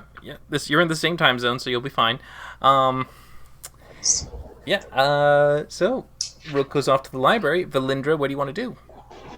I also go to the library. Okay, you go to the library too. Yeah. All right. I'm just gonna go to my room Okay. with Win and think. Okay. And Varkesh, what do you want to do? I'm going to actually start concentrating, praying, focusing on actually beginning the ritual regardless of what was said. Oh, so you're just going to try to will your power into her. Yeah. Okay. So Varkesh kind of goes, let's say you pick the room that might be either it's My room? Smokey's or Rook's or yours. One of the rooms is going to be nearby Valindra's because Lulu got you all basically next to each other. So as Valindra goes into her room, Varkesh goes into the adjacent room and pretty much presses himself against the wall and just kind of just goes, "Use me, use me," Focus! trying to get it to go to Valindra. All right, so as those two walk off and Varkesh is focusing on this, Varkesh, make a religion check for me. Okay. 10. All right, in the beginning, as you start doing this, you are just constantly just concentrating, going, Do it. do it. And it's just, you're doing that. That's like your whole start, you're just like, do it, do it. Rook and Smokey, you make your way to the library, very similar and very quick to retrace your steps. As you go inside, what would you wish to look for? I know Rook is going for a similar patron that could be substituted in for Valindra. I will just be I'll be assisting him. All right, and so you get your investigation check with advantage as you browse the stacks. All right, let's do it. 22. Okay, so you look and you examine as much as you can. The closest thing that you can find is one entry, one particular old entry mentioned many, many centuries ago. It refers to a deity, a very ancient one, known as the Ebon Empress. Her true name is unknown, but her powers and her influence have been recognized for many of the mortal races over the years. They have given her a generalized control over death. She is known as the goddess of eternal slumber and souls. She continues to ceaselessly bring all to their proper time and place to ensure conservation. Few seek her favor, as those who ask tend to entreat one request only, to stave off death another day. Her symbol is anything of pure black, from items that have been painted, or creatures who are born marked with this darkness, for anything covered in that color opens a mirror into her domain. The one quote that you hear, and the one phrase that is commonly referred to her, "Fear not the dark, for all things must come and go from it." Okay, that's interesting. I'm gonna take some notes on that. She sounds super badass. I love her. So, that is the majority of information you can gather from any patron that is associated with death. Alright, I like it. Also, I'll take that and I'll note that down. And then I would also like to specifically search for any patrons who are known to have a grudge against the undead. Oh, okay. Well, make another investigation check. Alright. There we go. 28. Okay. So you examine all the gods, the pantheon, as well as those that have been made in ages past. Long of them, yeah. Some of them have, some of them have been lost into time and don't really have names. Some of them are minor; they don't really hold much. They just seem to be a mythos or a story that seems to be shared with those who tell them around campfires. The main gods that you recall from just looking and going through the pantheon, there are the Sainted Nine. Those are the ones you are all familiar with, and they have the most recognition about. That's the Changebringer, the Life Shaper, the Judge Seer, the Wise Warden, the Forest Father, the Forge Maker, the Sunriser, and the Twin Light. Each of them focuses on an element specifically. The ones who you get a sense that have a hatred towards undeath and its kind of influence on the land, that would be the Forest Father, the Judge Seer, and the Life Shaper. Those are the ones who have the least liking to that kind of magic.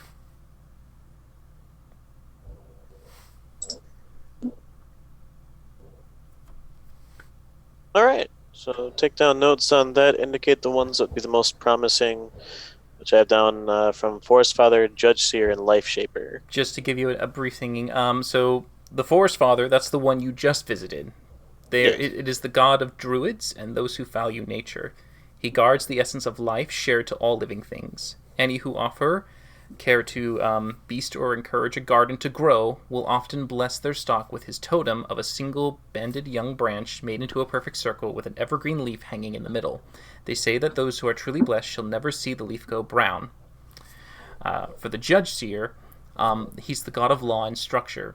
He refined the chaos of life to resemble a balance of all things, from rules and regulations by mortal kind to strict laws of nature and logic. True believers will never veer from the codes set by his teachings. So, undead kind of breaks the balance. That's why he doesn't like it. The Life Shaper, she's the goddess of artists and creators. Those who emulate the breath of creation in their works pay homage to her great masterpiece of the world.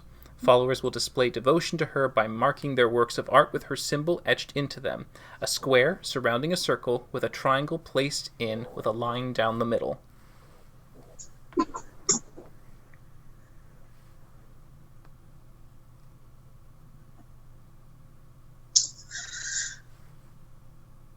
So, knowing them a little bit more, you kind of get a better sense of it.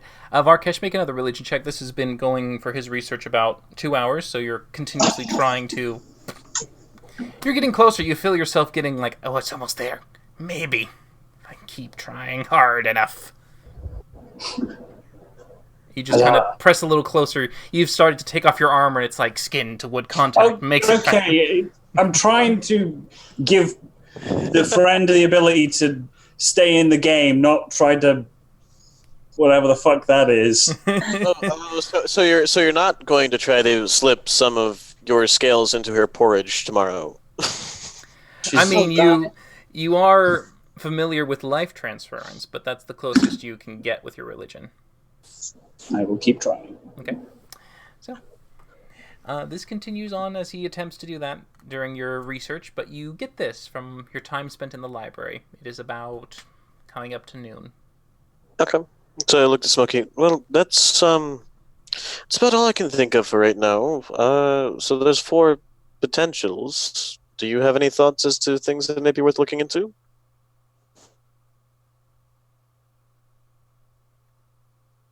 We can't hear you right now.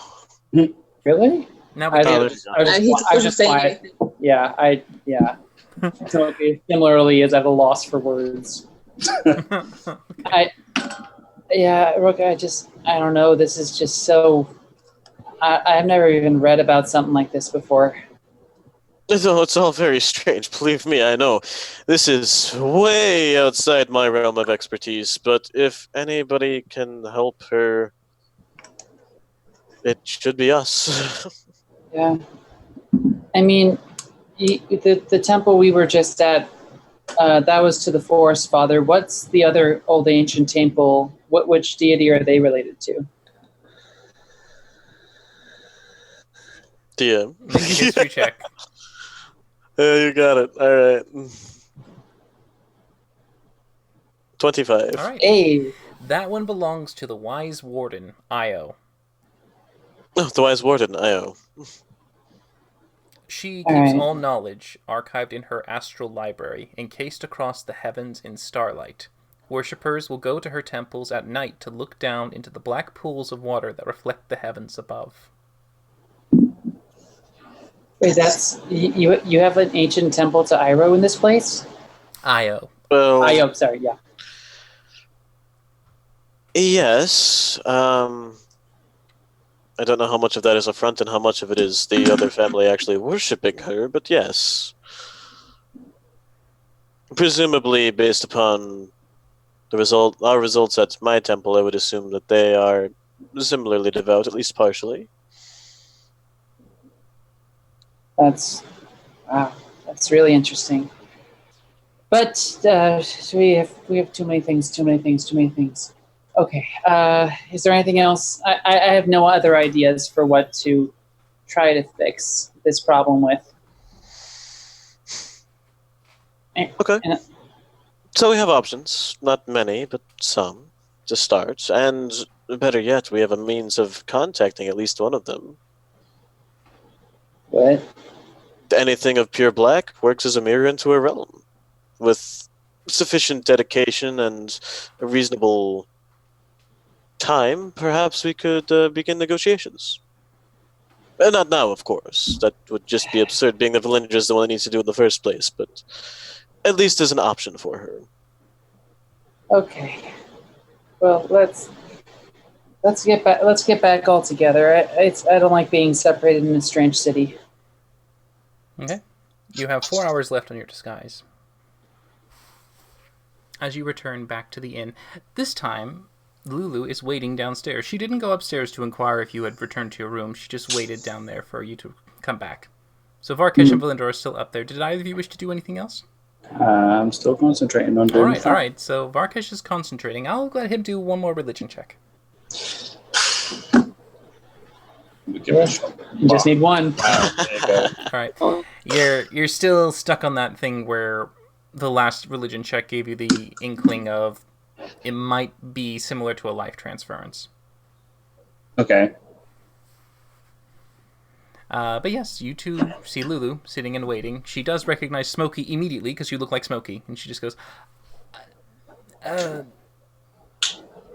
was a development, but it's all fine. should I still call you Josh? No, sure. Very well then, Josh. Come, please sit down with your friend John. Or Joe. It was Oh Joe. yeah, no, it was John. I forgot. It was I totally forgot. I totally messed that up. I'm sorry. But anyway, yeah, how we the ashes are totally cleansed. Gary and I are cleansed. His name was Gary? Brian. Brian? Oh. Brian, yes, of course. Brian yeah. has been cleansed. That's wonderful news, darling. You and Brian are clean and good to go. We are. Perfect, then you're ready for your contract, I take it. Well, we're going to see. We're interested in hearing more details about that contract you acquired. Ah, yes, well, you see, recently, not about a few days ago, an item of great power was stolen by one of the Kenku courts that exist here. They don't necessarily know which one yet. You might have to do some digging and investigating, but if you can and find it and recover it, I promise you the reward is going to be well worth your efforts. The item in question, I'm told, looks like a statue, a black-stoned representation of some creature. Could be a cat, some animal, perhaps. But it is a small statue, no more than perhaps maybe, I'd say a foot or so in height. The description just says black stone statue.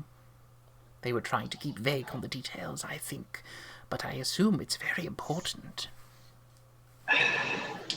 Vague on the details makes it hard to locate.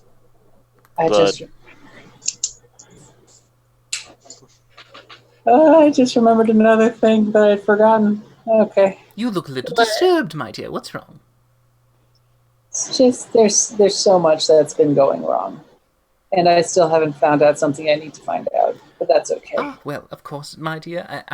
I leave it to you to sort out the business, but if you can complete this contract, I can promise you that the reward given to you by the Traders Guild for completion is going to be a total of 10,000 gold pieces.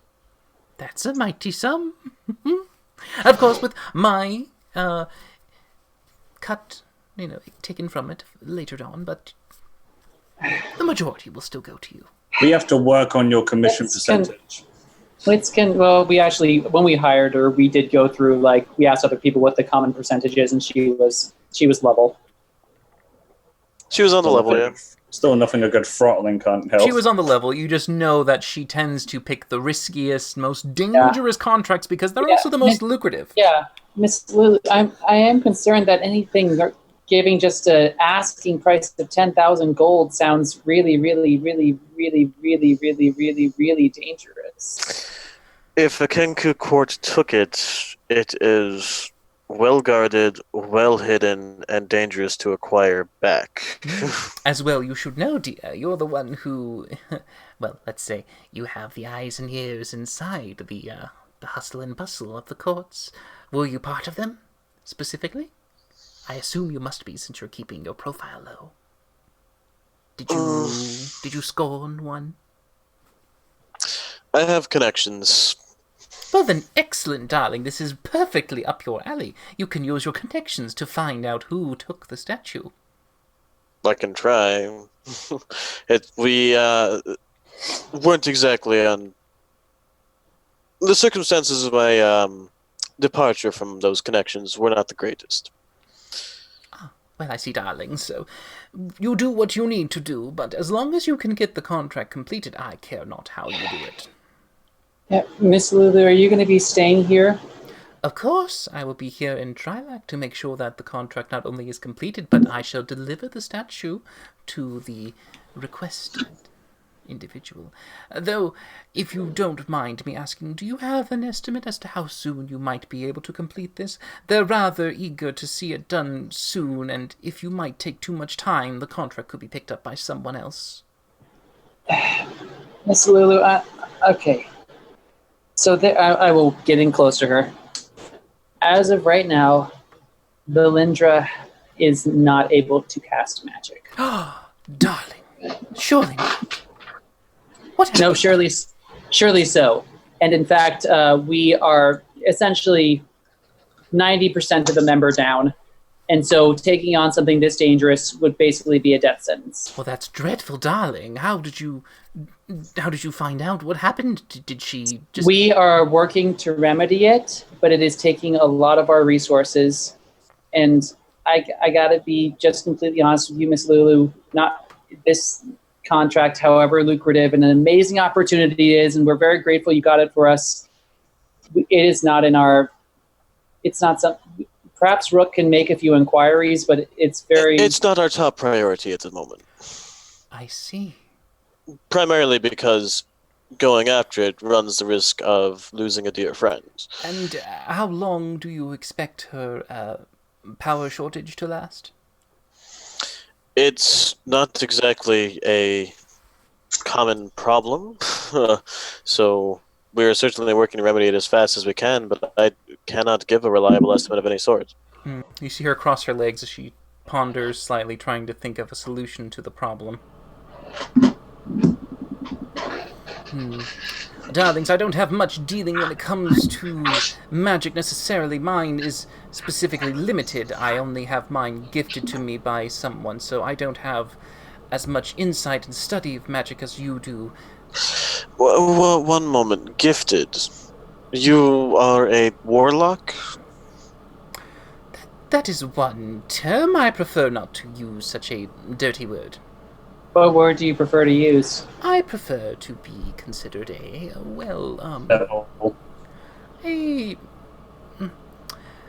keen investor. I invested in them, they've invested in me, it's mutual. That's called a devil. Darling, it's not with a devil, I assure you. He's not here. Oh, that was right. Never mind, I hear Varkas. Dragons have goodies. I see. And this venture that you're investing in, who is it? Well, I wouldn't call it a who, necessarily, darling. It's more of a entity. And the entity? Well, I don't know its name. All I know is that it asks for me to do a few things here and there, and I provide them, and I'm gifted some small bits of power. Simple enough. Helped us in a few fights. I say, well, I'm not there. But darlings, I assure you, my particular interest in magic is very limited. I just get what I can receive and use it when I can. I don't have as much knowledge or power as you have at your disposal. Can I insight that last sentence right there? Sure, make an insight. I would like to do the same. Okay. Okay. 18 though. Ooh. Well, technically 18 on that because ear for deceit. Okay. Yeah, you both know she's lying. She is more. She is on our level. She is far more powerful than she is letting on. The thing I was looking for is she said she was less powerful than we are. Ah. You get the sense that she is underselling herself. As to whether or not she's more powerful than you, you don't necessarily know from that. She doesn't know exactly how powerful you are. She just knows that she knows you from reputation and small amounts of magic that she has seen, but she hasn't seen you go full out. Because you had her run away at every time. And then I would like to immediately look and see if she is hiding under an illusory self of any sort. Oh, you can make an investigation check for that. Yeah. 25. You peer at her intently, and luckily for you, the illusion protects you from your 4 eyes coming open as you look as close as you can. She's got a blemish on her cheek, but that's about it. Of course. Right. Alright.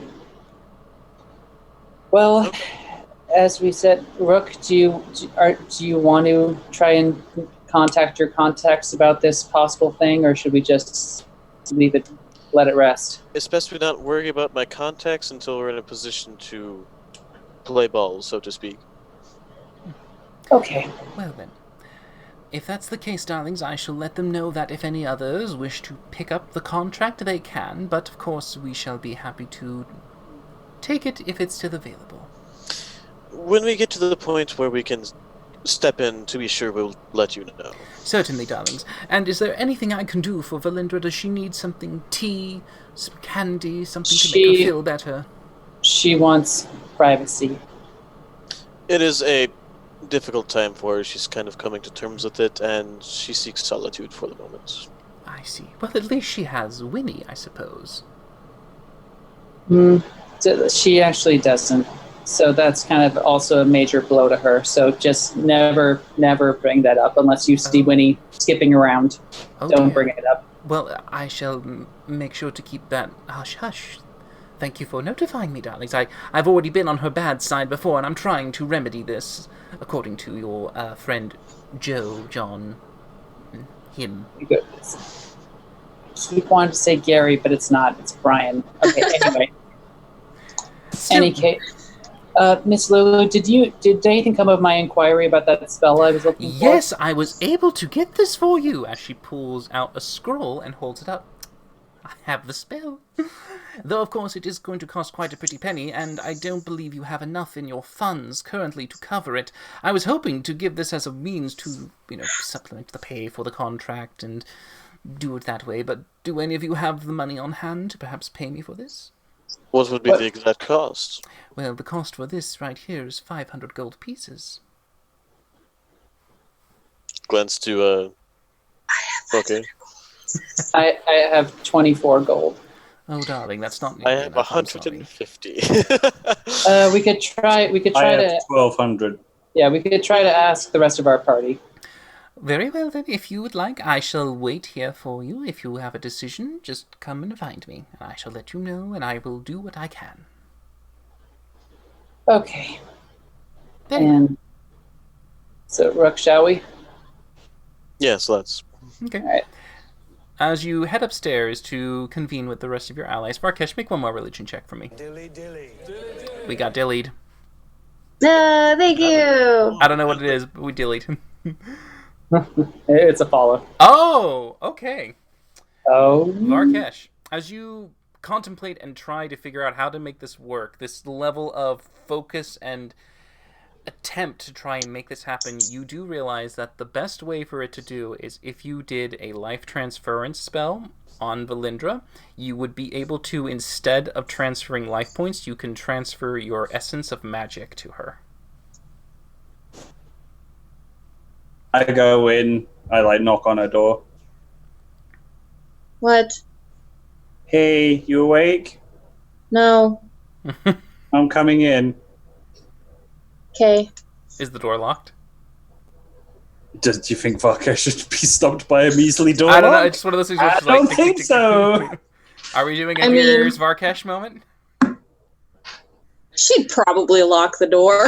Okay, I mean, so it's down to you whether or not you want to open it before he barges in. I'll go unlock it, I guess. Okay, just as Varkesh, you feel it, you're just like, pesky lock! Oh, wait. I'll use Mage Hand to unlock it so I can keep laying on my bed. Sure, yeah, Mage Hand just quickly unlocks it before Varkesh would plow through it. I gingerly walk in, duck under the doorframe, close the door, and I stand pretty much within the vicinity of the door, and I say, I found a way to do it. And also, would you like me to make something nice to be able to contain Winnie in the meantime? Not a coffin, mind you, this is something nice to keep his little body safe until we can get you fixed. Yeah. Okay. Well, as I said, I have discovered the means of being able how to do this, and if you want, I can do it right now.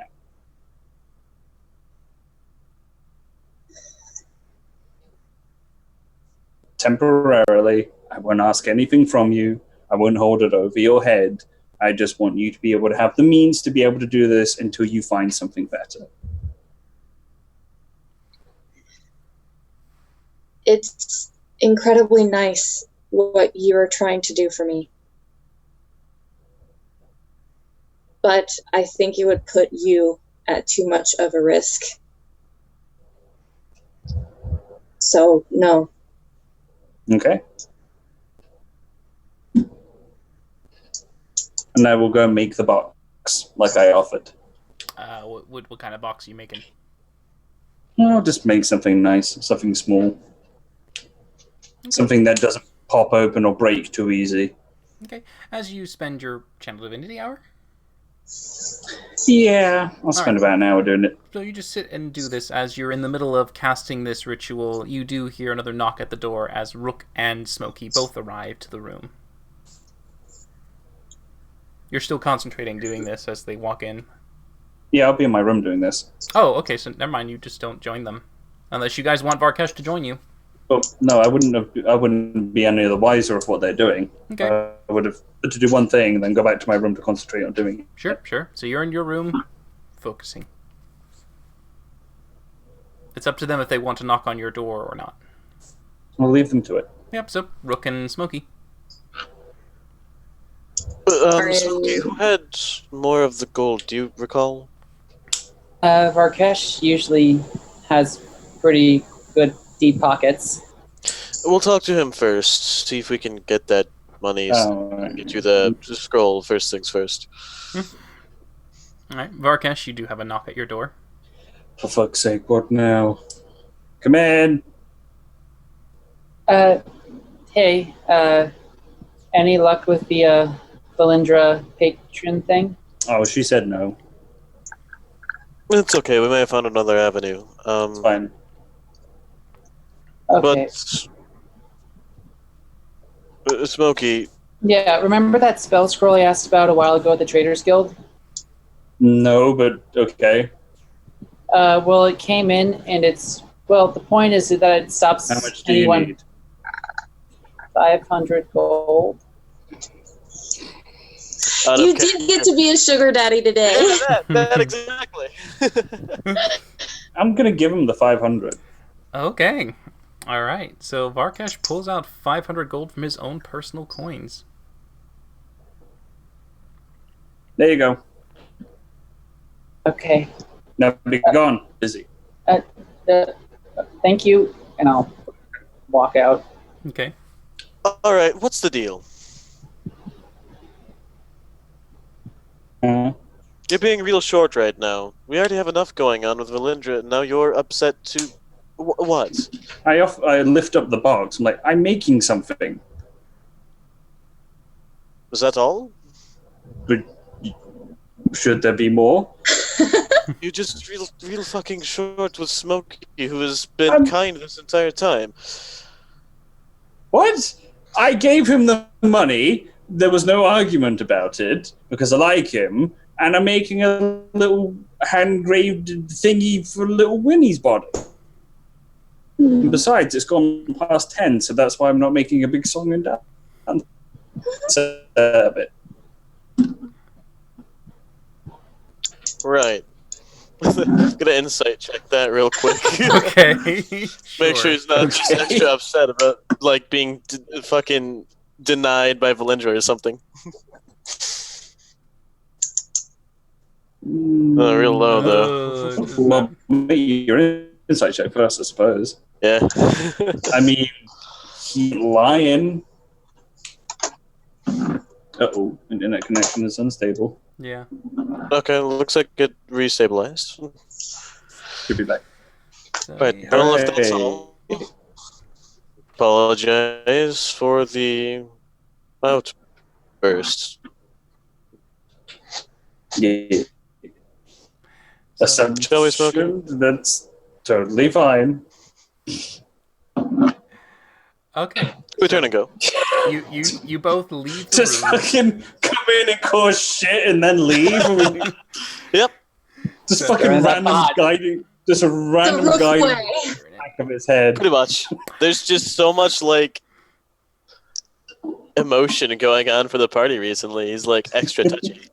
After stirring the shit a little bit, you eventually make your That's what I way do. to Valindra's room. As Varkesh is in the middle of casting, you go to reconvene to try and find your next course of action. And that's where we're going to end it for tonight. With Valindra figuring out whether or not Winnie can be brought back by other means, or whether she has to try and give her patron some favor. We'll find out next week what happens with the rest of the party. So, thank you all for sticking with us. There's quite a few people that were joining us tonight, and I really appreciate all of you joining us. It's been great. phenomenal, and I love it all. Every time we will be operating on Sundays at 6:30 p.m. Pacific Standard Time, so you can drop by to see us. And of course, all the time you're spending with us, you are accumulating points. These points can be used to spend to influence the games that we have operating on this channel on Sunday, Monday, and Tuesday. But of course, I prefer that you help our friends here because they can use it. They wrote a lot of nat ones today, a lot of nat ones. But luckily for them, they didn't die, and they only just lost one little party member right now, but temporarily. We'll see if we can get him back. We'll see what happens. So, guys, we took down the big bad early. It's okay. But How fucking dare you? but with me and my amazing set of players here, thank you all so much for joining us, and we hope to see you next week. Take care, everybody. Good night. Bye. Have a good night. Just waiting for it to close off, and then I'll just go ahead and nick it away. Yeah. Just to be on the safe side. Nice play. I'll go ahead and do that. Oh, God. Oh, that first battle, though. Holy cow. I did not like that. That was I'm glad rough. it was It was a party. I really like the token for it. That's creepy looking as fuck. good. Oh yeah, the bungle. Yep.